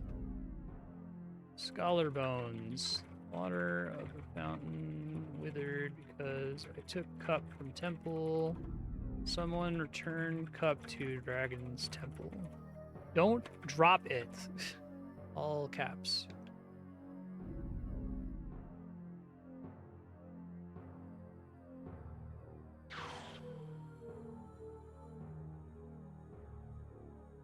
It did make it sound like a door opened somewhere, so it could have also been that other suspicious dead end. I can go back. Oh, fuck. That's a lot of these guys. 3 Ents guarding a knight's corpse? Might be a bit safer to fight, too.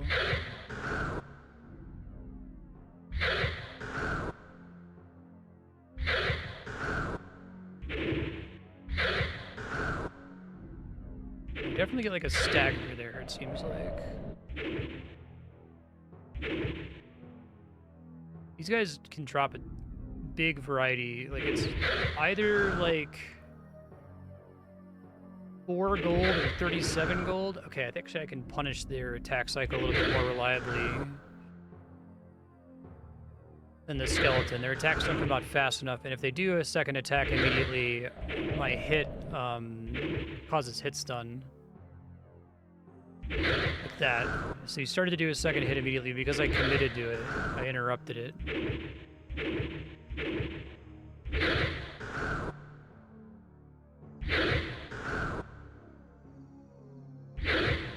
Much better. Okay, cool. 32 gold. Fuck yes. Oh, that's so good to get for free. He is dead. He sure is.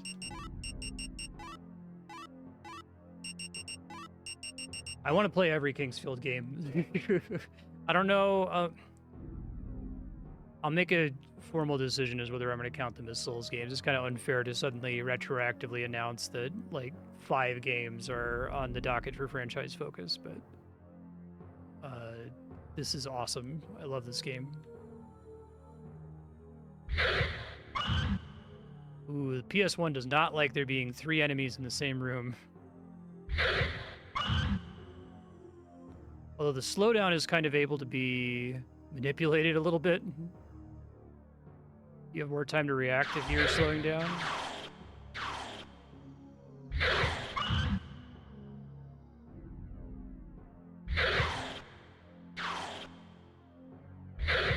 Okay. Trusted the stagger there. You end up doing that in Souls a lot. You like realize, okay, if I can get the stagger and then you can't hurt me.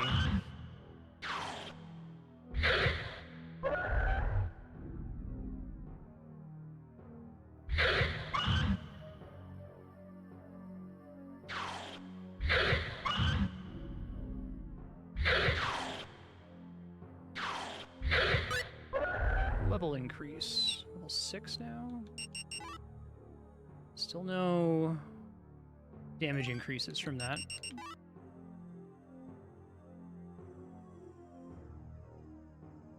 Skellington. It's just a weird ass room.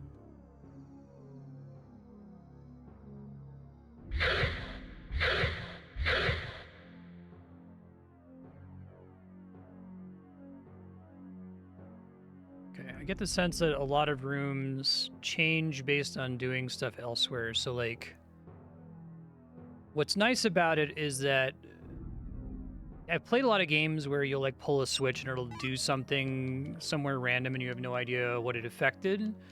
But this game, every time you go to a room that is affected in that way, the room is, like, super fucking suspicious. Like the graveyard room, right? There was nothing in the graveyard room at all. Until I went and talked to the guy in the church, and then I came back, and then there was a mummy.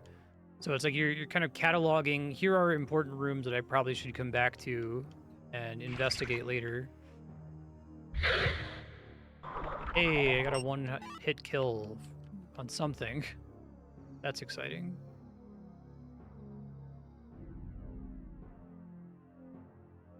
Okay, let's see. We heard a sound earlier. I kind of want to go save because I feel like I've made a lot of progress here. Sound didn't affect this room.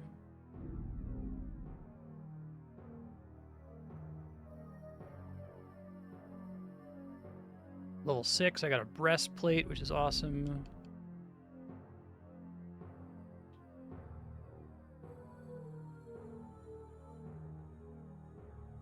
Maybe a respawn spider back here.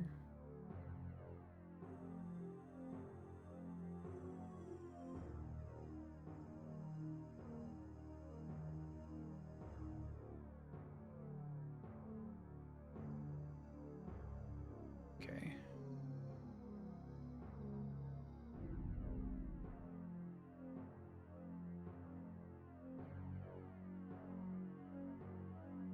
Yeah, so I was playing and so I keep getting the level up notifications. Those all make sense. But then one time I swung my sword at an ent and it just popped up and said that my strength went up just as like right as I swung at it without it saying that as a result of a level up. So I don't know if there's also like a Final Fantasy II style as you attack you have a chance to get stat increases system. Oh, the graveyard was built as a monument to honor the dragon.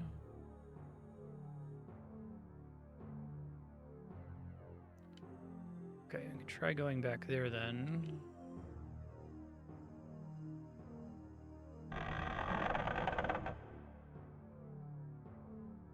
The NPCs have new stuff to say. I think the shopkeeper actually has some new stuff to say too.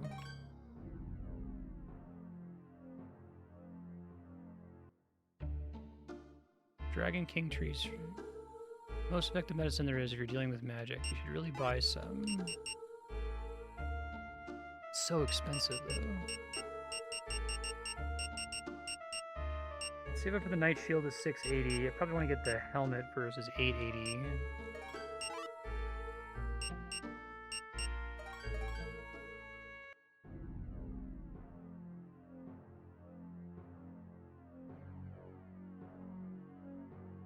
Well, the fact that it mentions that the graveyard is connected to the Dragon Temple is new information. Oh.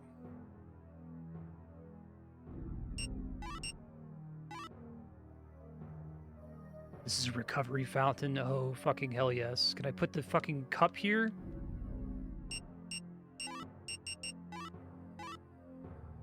Nothing happens.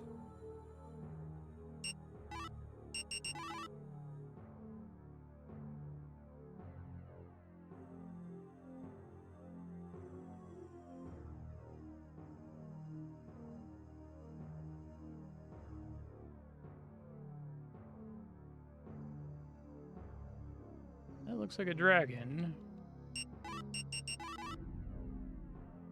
You did specifically mention the fountain would be repaired.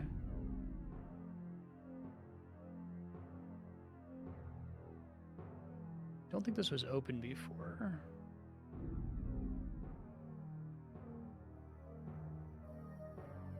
Is that not it?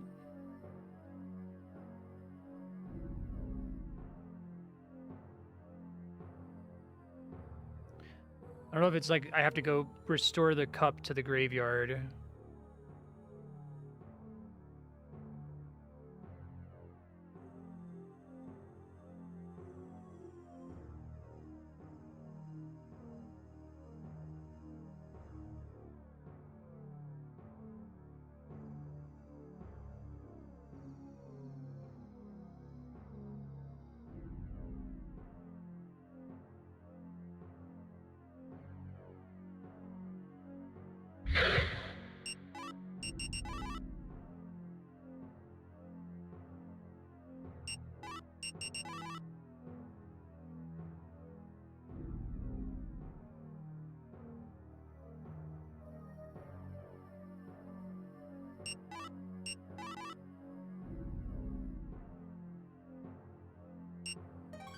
And go back and try it again.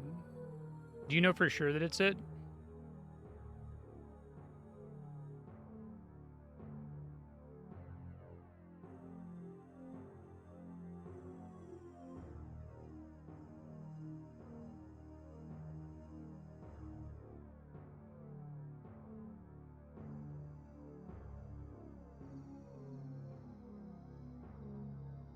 I think that only got opened up after I talked to the guy.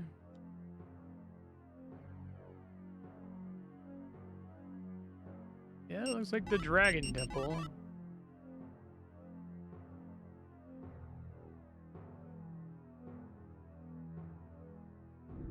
Right. No, I figured as well, but...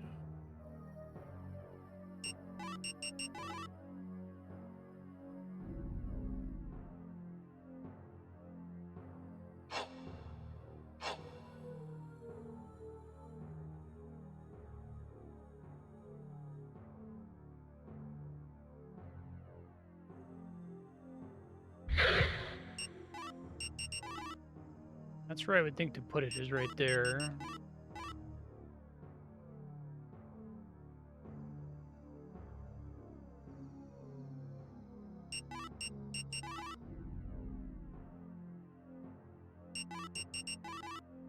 I'll look it up. Trying to not look stuff up, but if this is right, I just want to make sure I'm doing it in the right spot. Issues with the Dragon's Cup.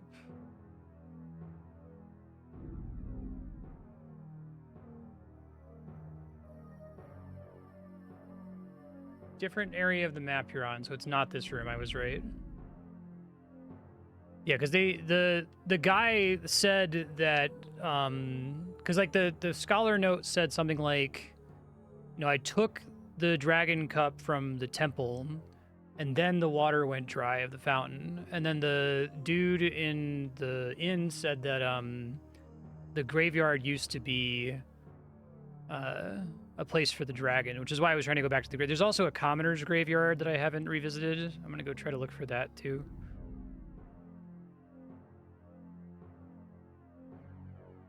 So that's why when I went in there and tried to do it, I didn't think it was like a bug. I'm like, okay, there must be a different room that I have to track down here. Because this is the graveyard. Or this is a graveyard. There's a second graveyard that was locked previously that's maybe open now that I talked to the guy about it.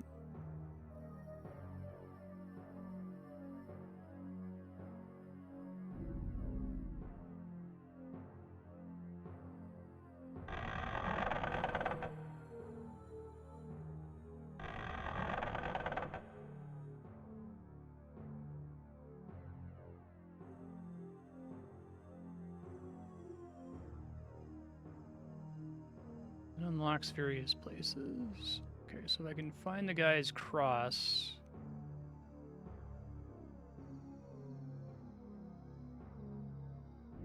That actually unlocks like a for real recovery fountain that's fucking huge. That would be so good.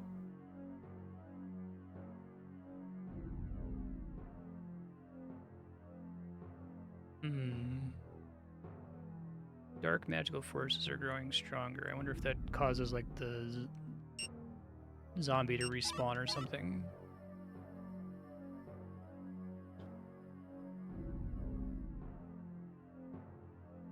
I'm guessing being able to see the entrance to the room with the fountain is because of picking up the cup in the first place. Yeah, so that's the commoner's graveyard, which is locked, but it sounds like I get the key for that by returning the cross to the priest guy. I can maybe try going through this room again. I did just save.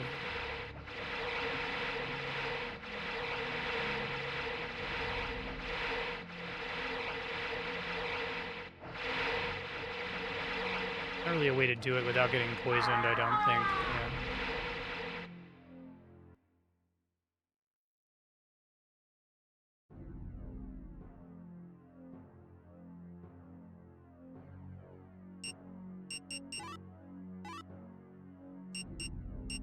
Shit, which one did I do? You did. I was using XP to tell the difference. Hold on. I'll know which one it is once I load.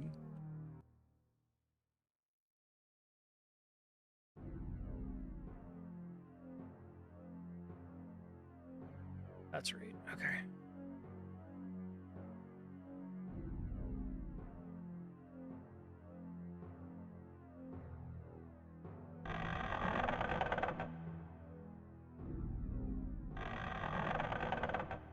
Let's see what else we can find here.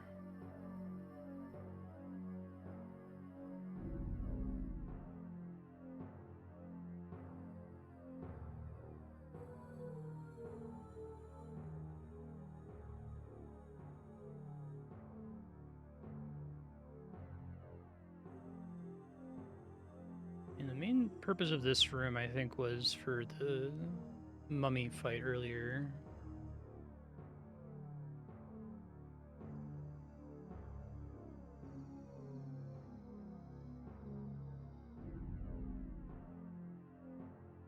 Which got me the really excellent sword upgrade. I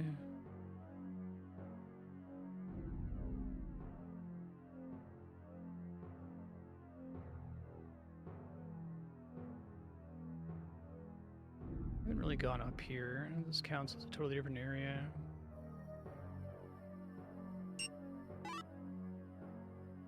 Where are these scary skeletons? Oh, is this the classic secret? Okay.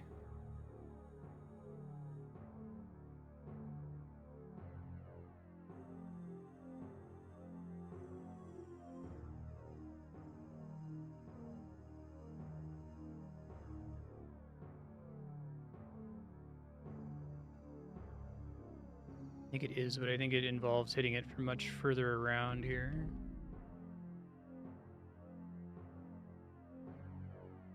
Oh, I think it's this locked door, which I should be able to open once I get... Yeah. I'll be able to open that once I get the cross for the guy. Okay, and this is already explored. This is where we started and got some medicinal herbs. Okay.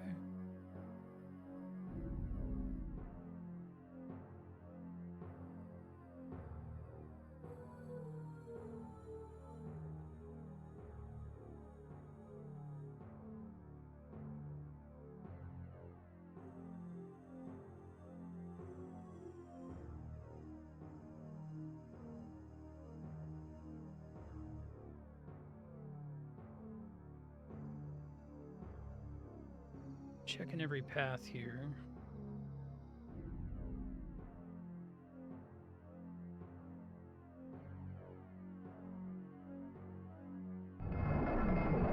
So spiders and a snake. Only one of the spiders respawns. I love that they already have the idea about some enemies respawning and some of them not respawning. It's really great for the feeling of progression. I'll explore. I haven't been back there very much, so that could be kind of the right direction, but let's see what else is here first. Snakes. This also looks like a graveyard, so this could be our objective here if I can deal with the snakes. I get over my initial fear of fighting a new enemy. It died in one hit, not even a problem.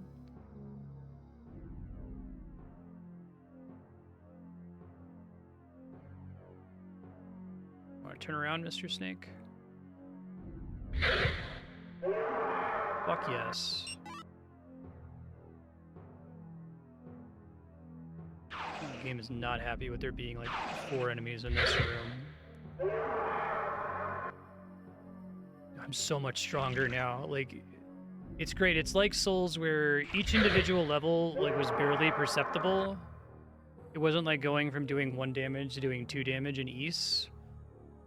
But like this, I would have been fucking dead in this room, right? Just from having the equipment that I have and the handful of levels that I have. And going from enemies dying in like 3 hits to 1 hit is gigantic in terms of how confident you can be with fighting stuff. Okay, something's through there. Roger that. Ooh, free bloodstone. 250 gold. A couple more of those and I'll be able to buy...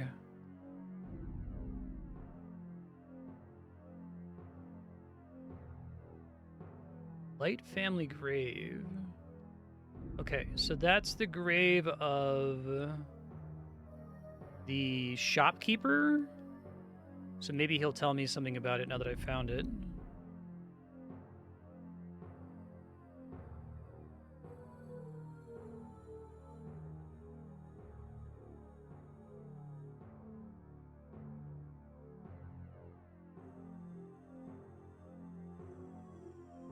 Let's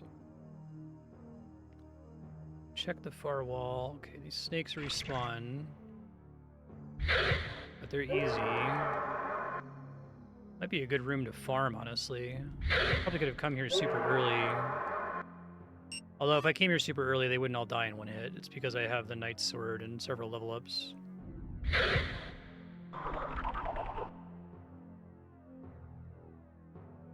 Yeah, I think that's cool too. There's a lot of little bits of attention to detail, especially for this being such an early 3D game. Okay.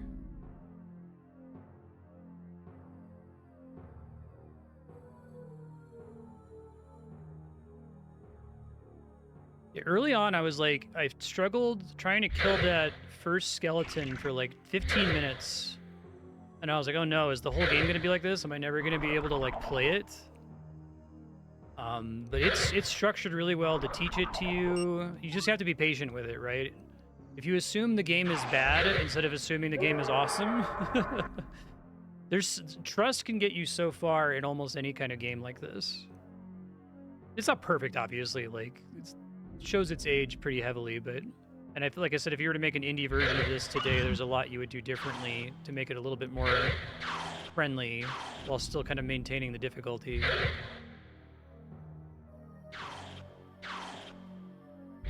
Like I said, Cruelty Squad enemies almost behave identically to enemies in this game, to the point where it wouldn't surprise me to find out that the Cruelty Squad dev was inspired by Kingsfield. That's a modern game that it seems like it's unacceptable to have your enemies just kind of move around randomly, right?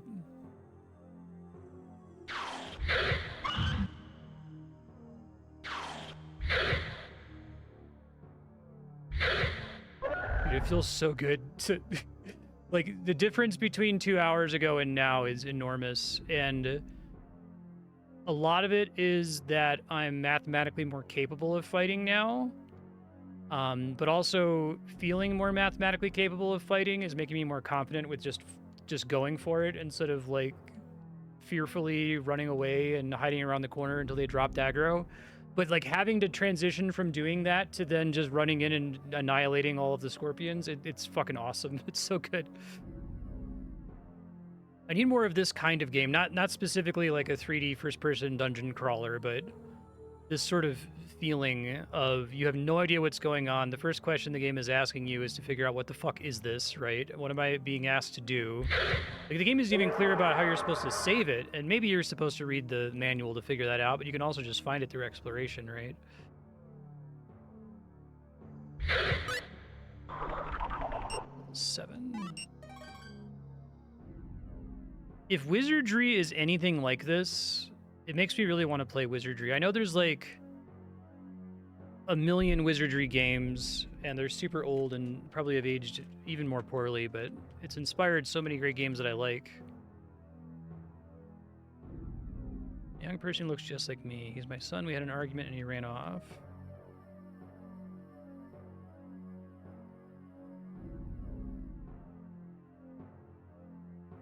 The lantern, okay.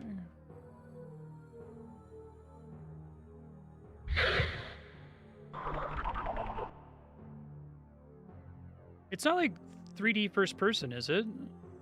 I thought it was much older than that, because it inspired like Final Fantasy 1, Dragon Quest.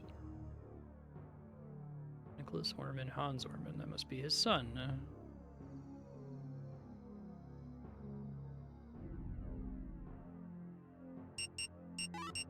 Ooh, another bloodstone. Okay, so that's 500 coins. I could go get the helmet.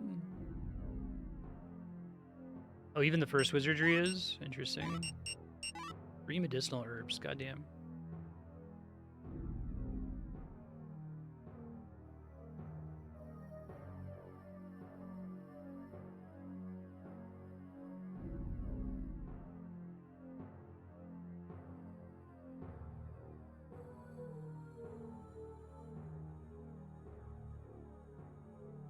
Oh, Eye of the Beholder is action. It's not turn-based. I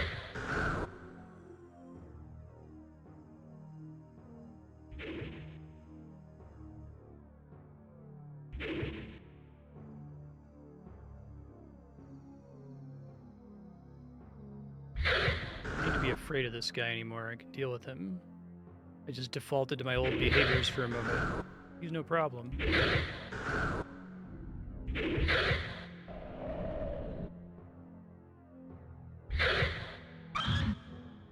Spiders aren't quite one shot yet.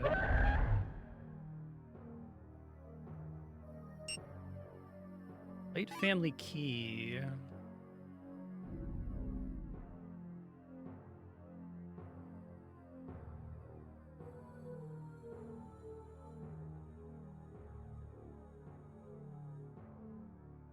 Right.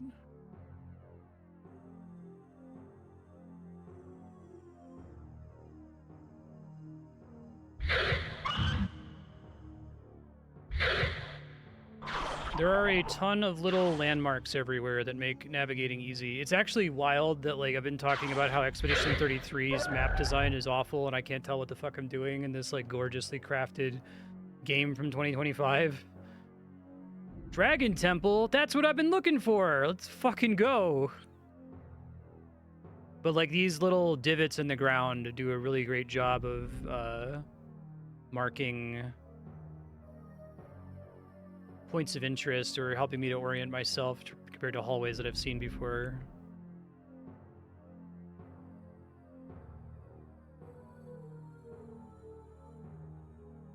Here we fucking go. Yes.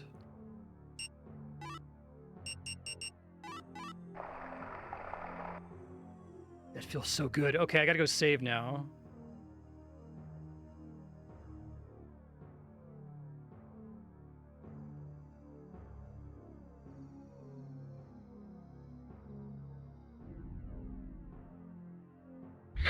Yeah, but it's in the Dragon Temple, not the Fountain Room. Why did...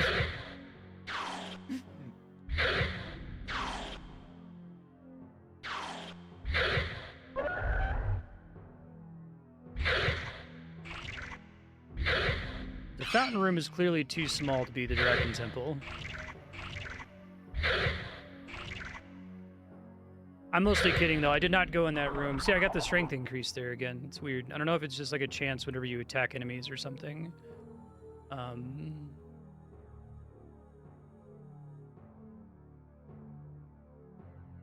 They're actually really careful to put some kind of like meaningful landmark pretty frequently. Like, I don't think you go down a samey looking hallway for more than like an intersection or two before they put something in there that helps you to orient yourself. Like these divots in the ground are the big one.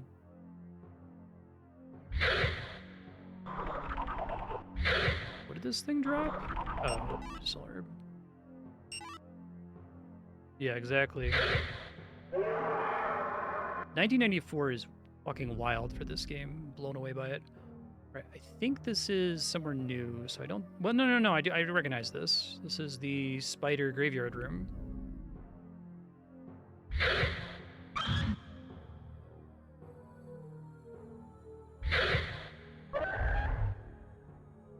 Oh, that's interesting. So, like, the more you're...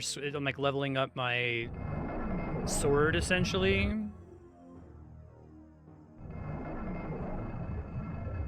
So...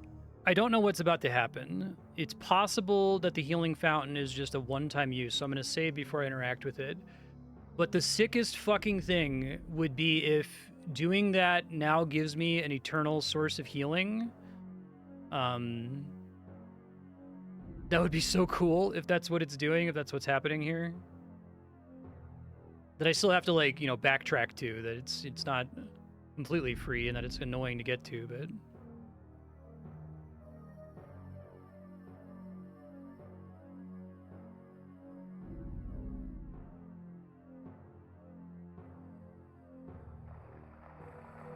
Yes. All right, give me a sec to heal first. Or save first, sorry. And I'll also turn in the guy's family key, assuming it'll let me.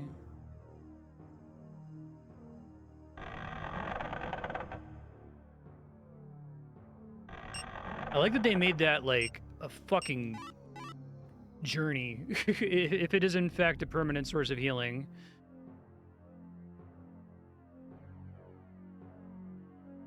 Certain monsters appear because the former King Reinhardt II was brought back to life. Do you think soldiers on the lower floors will be alright?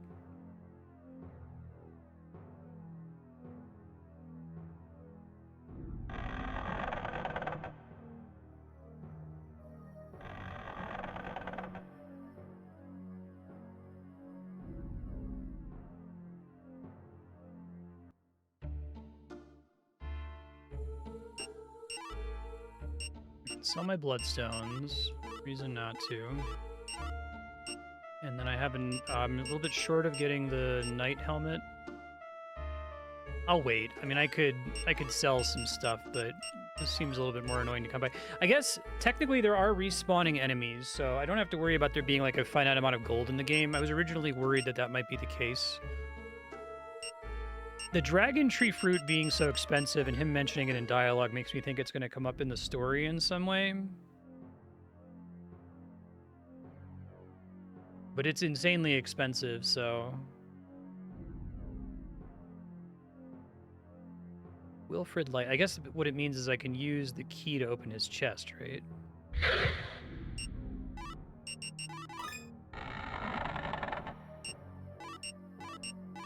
Free mask.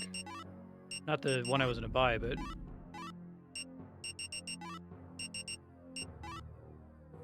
I really like how they do... There's a lot to enjoy about this. Like, there's very minimal text Well, like when it said Light Family Key, it really stood out to me that the merchant's name was Light, right?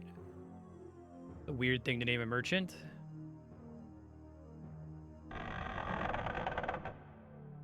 So they're doing a great job of like having very little in terms of like story and detail, but it's enough to like create, register it in your brain a bit, you know?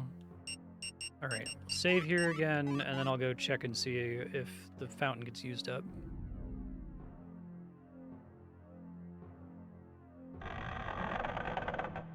Because if the fountain is reusable, then that also fully recontextualizes the game again. So it's transformed itself like 3 times. At the beginning, it's like I need to like be a coward and hit and run every enemy that I face.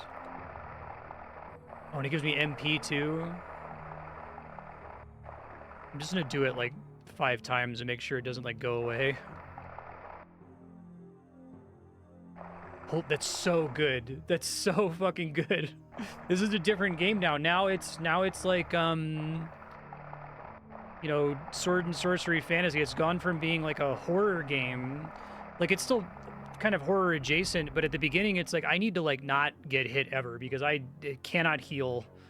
Like I don't have any money, I don't have any experience points, but now I can just like go ham and cast spells and just like run into guys. The spider poisons me for a few seconds. Who gives a shit? I can at least go heal afterward, you know? Yeah, wow.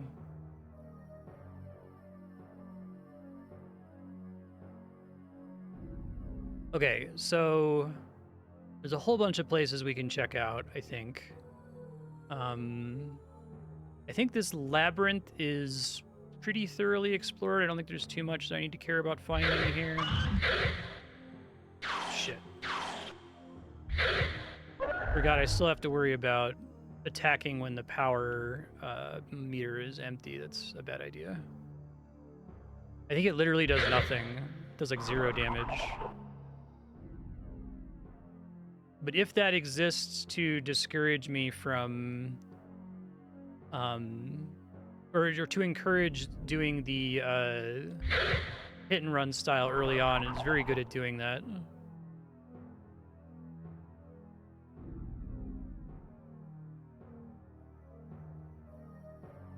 Manual mentions the fountain and says it's the only MP restoration in the game. That's crazy.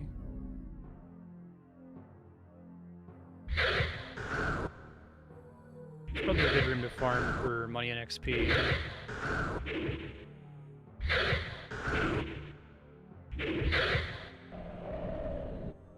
35 gold.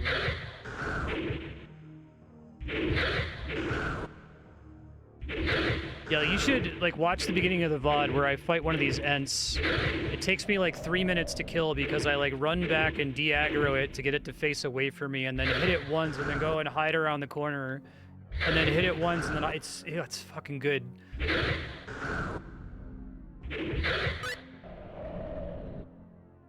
Okay, it's cool that these guys respawn. That's where I got my breastplate, but I'll remember that they're back here. I guess their cash drop is like 4 to 37 GP or something like that, so not particularly reliable as a money farm, but I think they're pretty decent XP.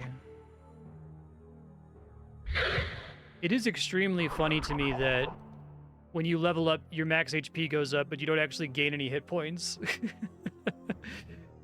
It's really just recreating this feeling like you can't get hit, man. If you get hit, you're gonna fucking die. The first enemy you're likely to find if you're, you know, interested enough in exploring is the golden skeleton in the secret door who pretty much guaranteed to one-shot you. Okay, so I think that down there... Well, let me go to the fountain really quick. Top off for my level up, save. There is one other path I want to double check in that direction. Yeah, so this room is very suspicious, and I suspect I'm going to have an event flag type of thing. I'm going to find like an NPC that's going to do something in that room. And then this room probably still says sealed, I assume. Yeah. So I made a note about that for later. Maybe check it if we hear rumbling again.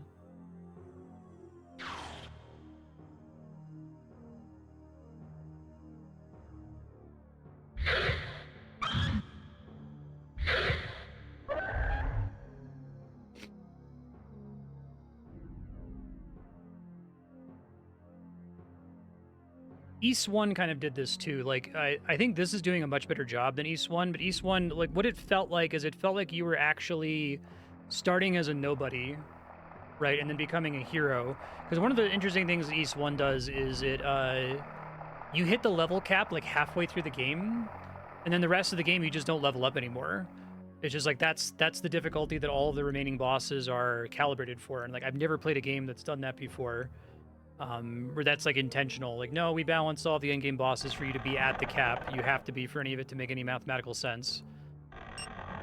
So it feels like you go through this like journey where you become the hero, and now that you're the hero, now you have to go do hero stuff instead of like grinding stuff.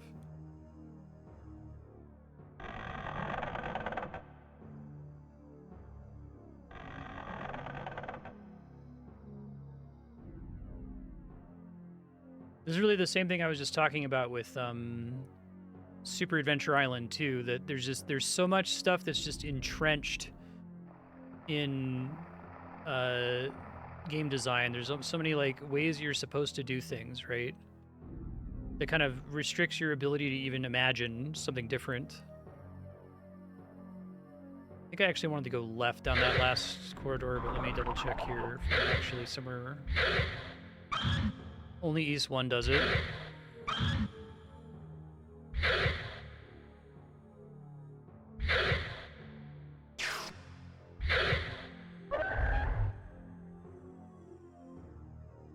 It feels so wild to just like walk up to enemies and just like confidently fight them. What a cool first quest.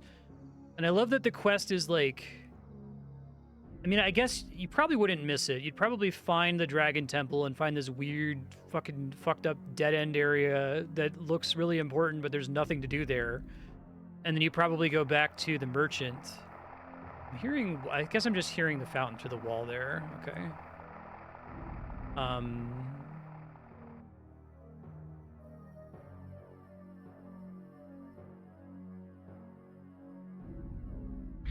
Yeah, I remember that in East Origin, found that kind of unsavory. I didn't like that like gaining a level was so crucial to fights feeling reasonable. Paralyze is mean.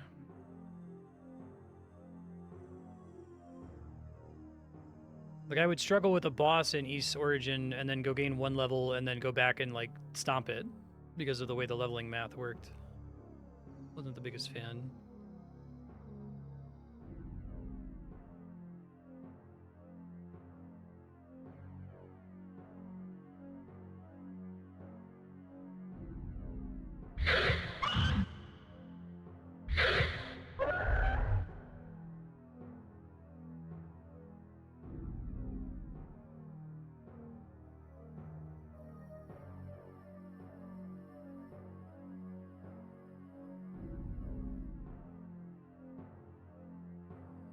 Okay, this is the Scholar, and the Scholar is, I forget if he's near the room with that used to have 2 Ents in it. See in a second.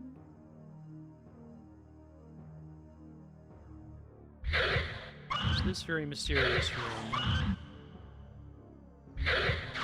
Uh-oh, I got poisoned.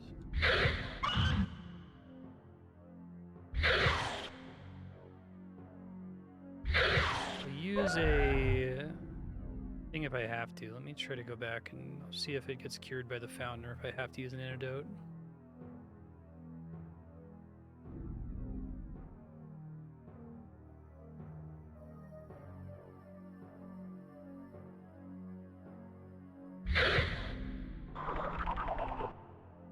Okay, poison does wear off eventually. It's like Soul's poison.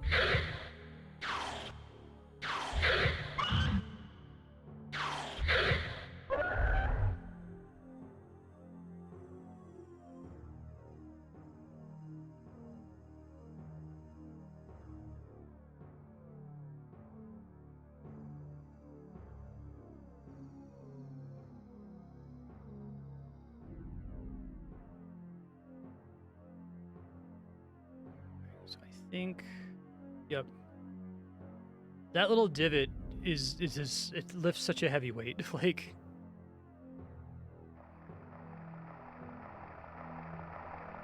I'm gonna leave that labyrinth alone for now. I think there's still a path that I need to explore down there, but it's a lot every time I go there. I kind of just want to find brand new stuff if I can. I probably have enough money. Well, I got this iron mask for free. I actually have gear in every slot except for other, which is cool.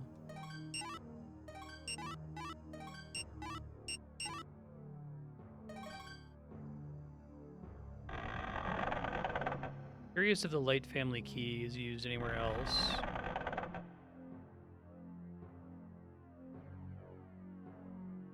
Did meet the scholar. He's dead.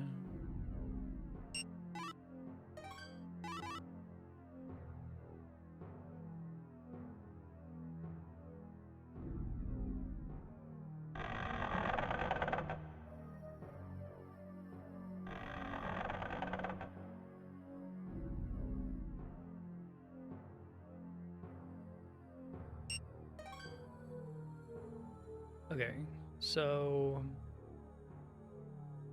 I want to find the guy's cross, because I think getting his cross gets me the key. I don't want to go this way. And the key is going to be helpful for opening a bunch of doors, which is potentially a bunch of new stuff. I could try barreling through the room with the, sorry, that's the shop. I can use my words here. The room with the arrows. Now that I can heal, I mean, I don't know if I can make it back out of the room. There's a bloodstone in that room, so that's another 250 gold. At this point, I kind of want to just keep saving up for that dragon fruit seed. It says it's like a medicine, but the fact that the NPC mentions it makes me think that it's going to be like a quest item or something.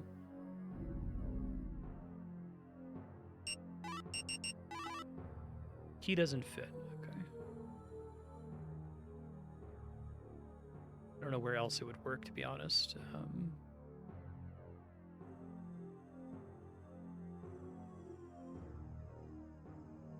I think it's going to be the priest key that we need.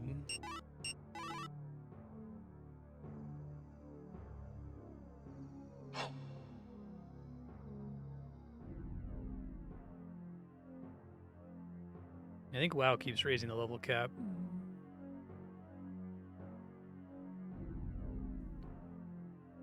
Stick to the pattern or not. I don't know. The likelihood that I delay Resident Evil 9 indefinitely and immediately put Kingsfield on as part of Souls like FromSoft franchise focus is getting higher and higher. This game is super fucking good, and there's like a bunch of sequels, a bunch of games that I haven't played. Like if you told me that there were secretly like 10 more FromSoft Souls games.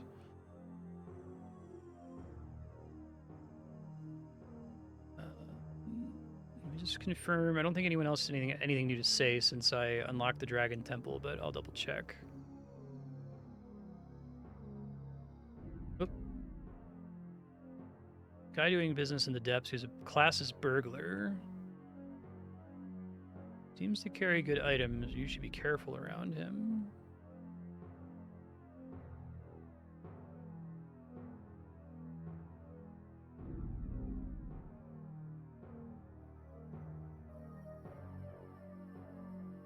Trying to find this dude's cross.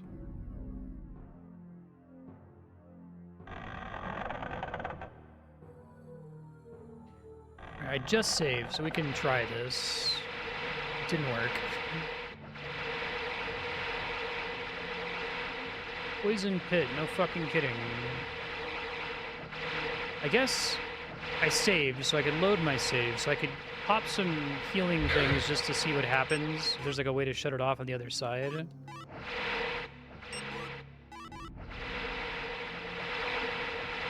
I don't think it's possible to time it. I think they're too fast.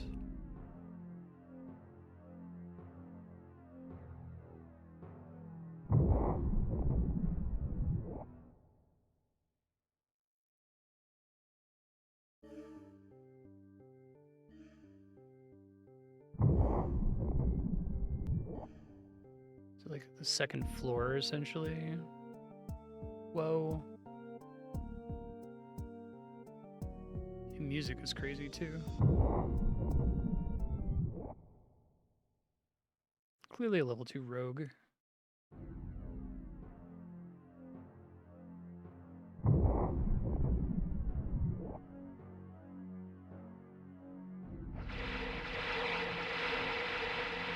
I was kind of hoping there must be a way to shut this off. I don't think they're expecting you to just like walk through that every time and then burn healing items.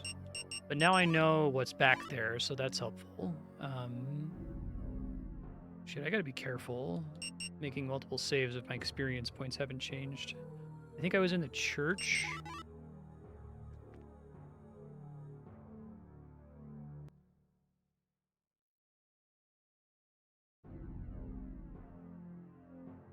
There's a past version of myself who would have booted this game up and been like, this isn't where we want to be. Let me do the other one. I would have gotten to that like first fight where the enemy hits you and like you try to swing at them and your sword barely connects and you're like, fuck, I would turn it off and I would never play it again. And I'm so glad that's not me anymore.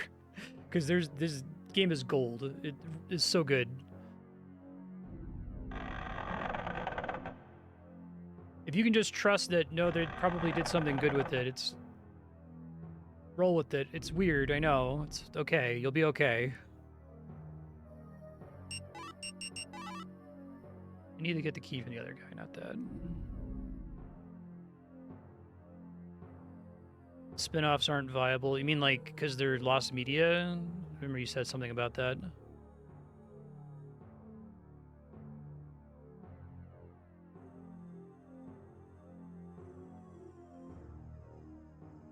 Okay, so there's the OG mummy graveyard room.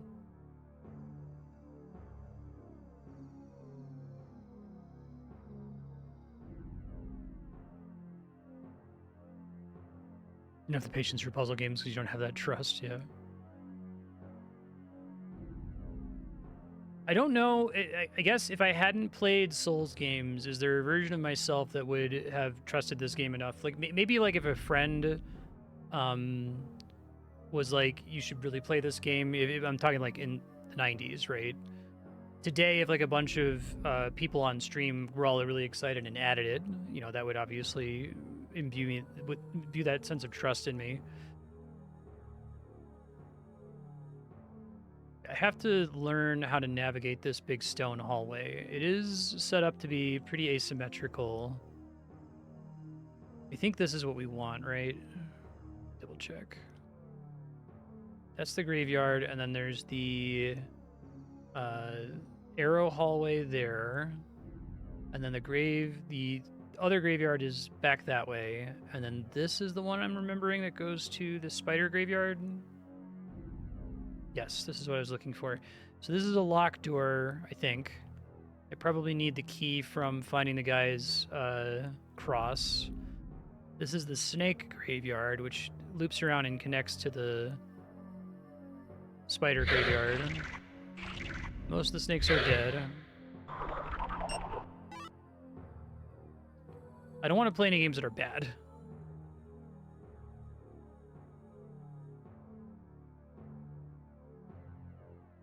Well, ones are lost media. One is a dev tool to make your own King's Field. One is a weird game show demo that serves as an Okay, I don't want to do that shit.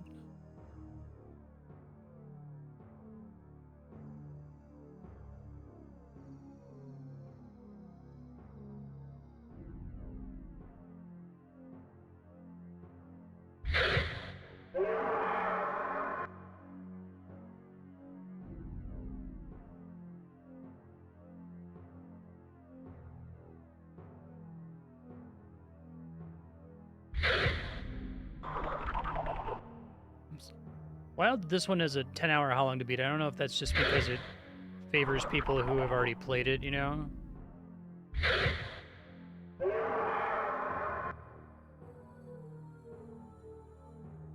This is an area that I got turned around on earlier, so explore it a little bit more. Pitfall, okay. Fuck.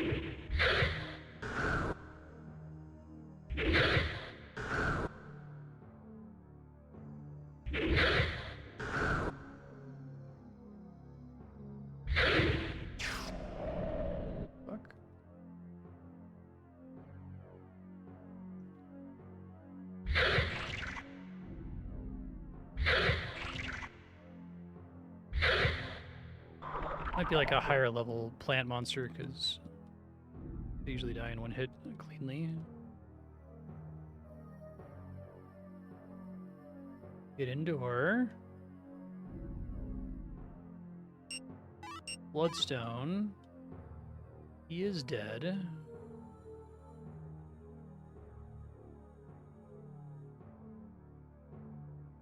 Oh, I see. I think I'm taking damage because I'm like technically stepping on the pitfalls.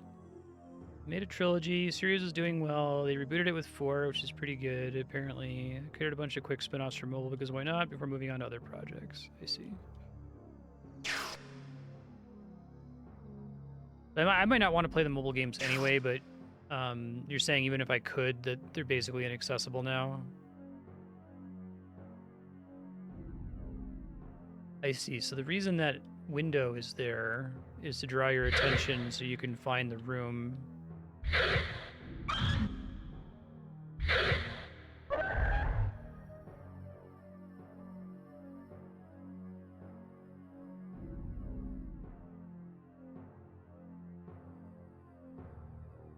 Okay, so until I find the cross, there's nothing else to do here, I don't think. See, there's the window. Yeah.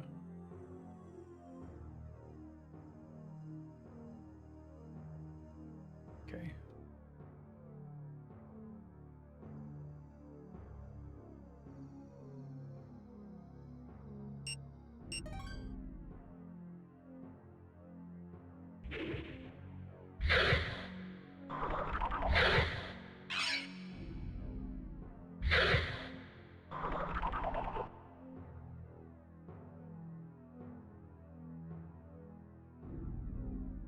Doing okay, PS1, I believe in you.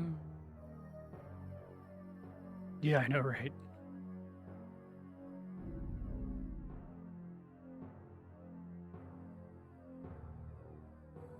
Alright, this is the main snake graveyard.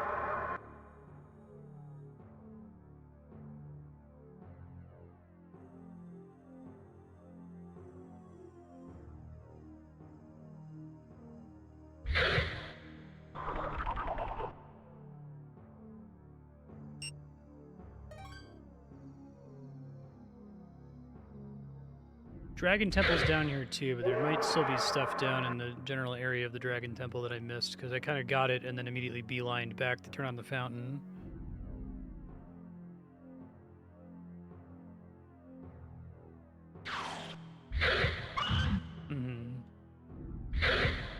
PSP 3D games are... I don't know if it's like a limitation of the architecture or something, but they all feel very like rectangular, for lack of a better word. Like every level of Final Fantasy VII Crisis Core looks exactly the same, and a bunch of other PSP 3D games all have levels that look like that too.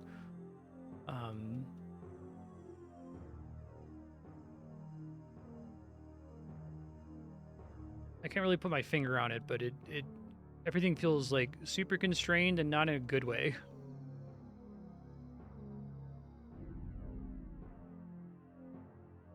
Yes, Ben, you're very cute. Another level up.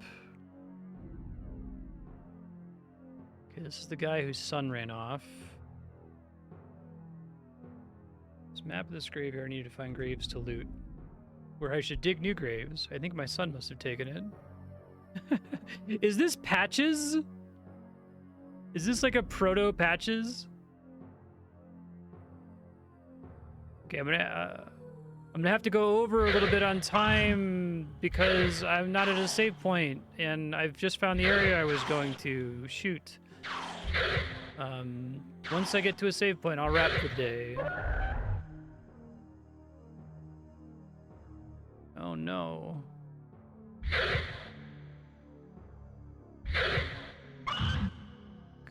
There's a shovel. It's gonna let me dig at all the graves.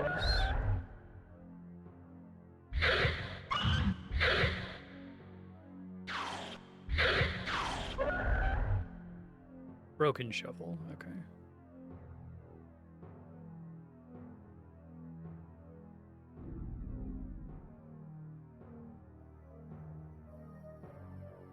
Is the Moonlight Greatsword in these games?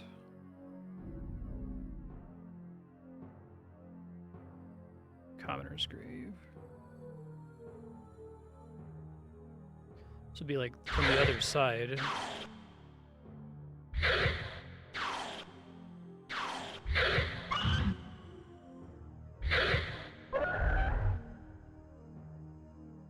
Okay, so we know this guy has a lot of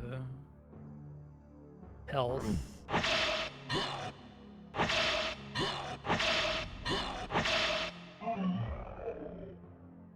He was weak to the magic spell. Broken sword. Okay, so we have one of those golden... Oh, we got several of those golden skeletons. Do I feel ready for them now, after they fucked me up so bad at the beginning?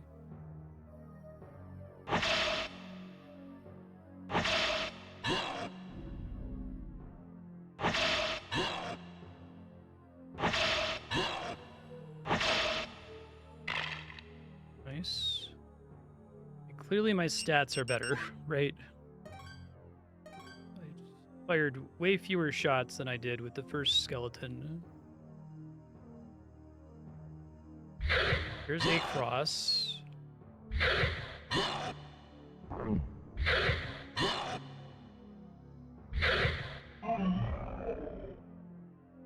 This the guy's son. Keeper's map. Dude. Okay, Kingsfield rules. I love this game. I'm really excited that there's like 3 of these, maybe 4 of these that I can play. Future Marstead, you have a fountain that's back near the town at the beginning of the game. So make sure you work your way back there to heal every so often. It's also your only real way to get MP back. So I think that's going to be your base of operations. You're going to retreat there every so often. There's a couple upgrades you could pick up there. You probably have enough money to get the Knight's Shield and the better helmet. But currently saving up for like a Dragon Tree Fruit thing because it's the most expensive item in the shop. And the shopkeeper mentioned it, so it might show up in like a quest or something. Maybe convenient to have on you just in case. Yeah, I'm really excited to play more Kingsfield. What an excellent game. Thank you for putting on Sublock.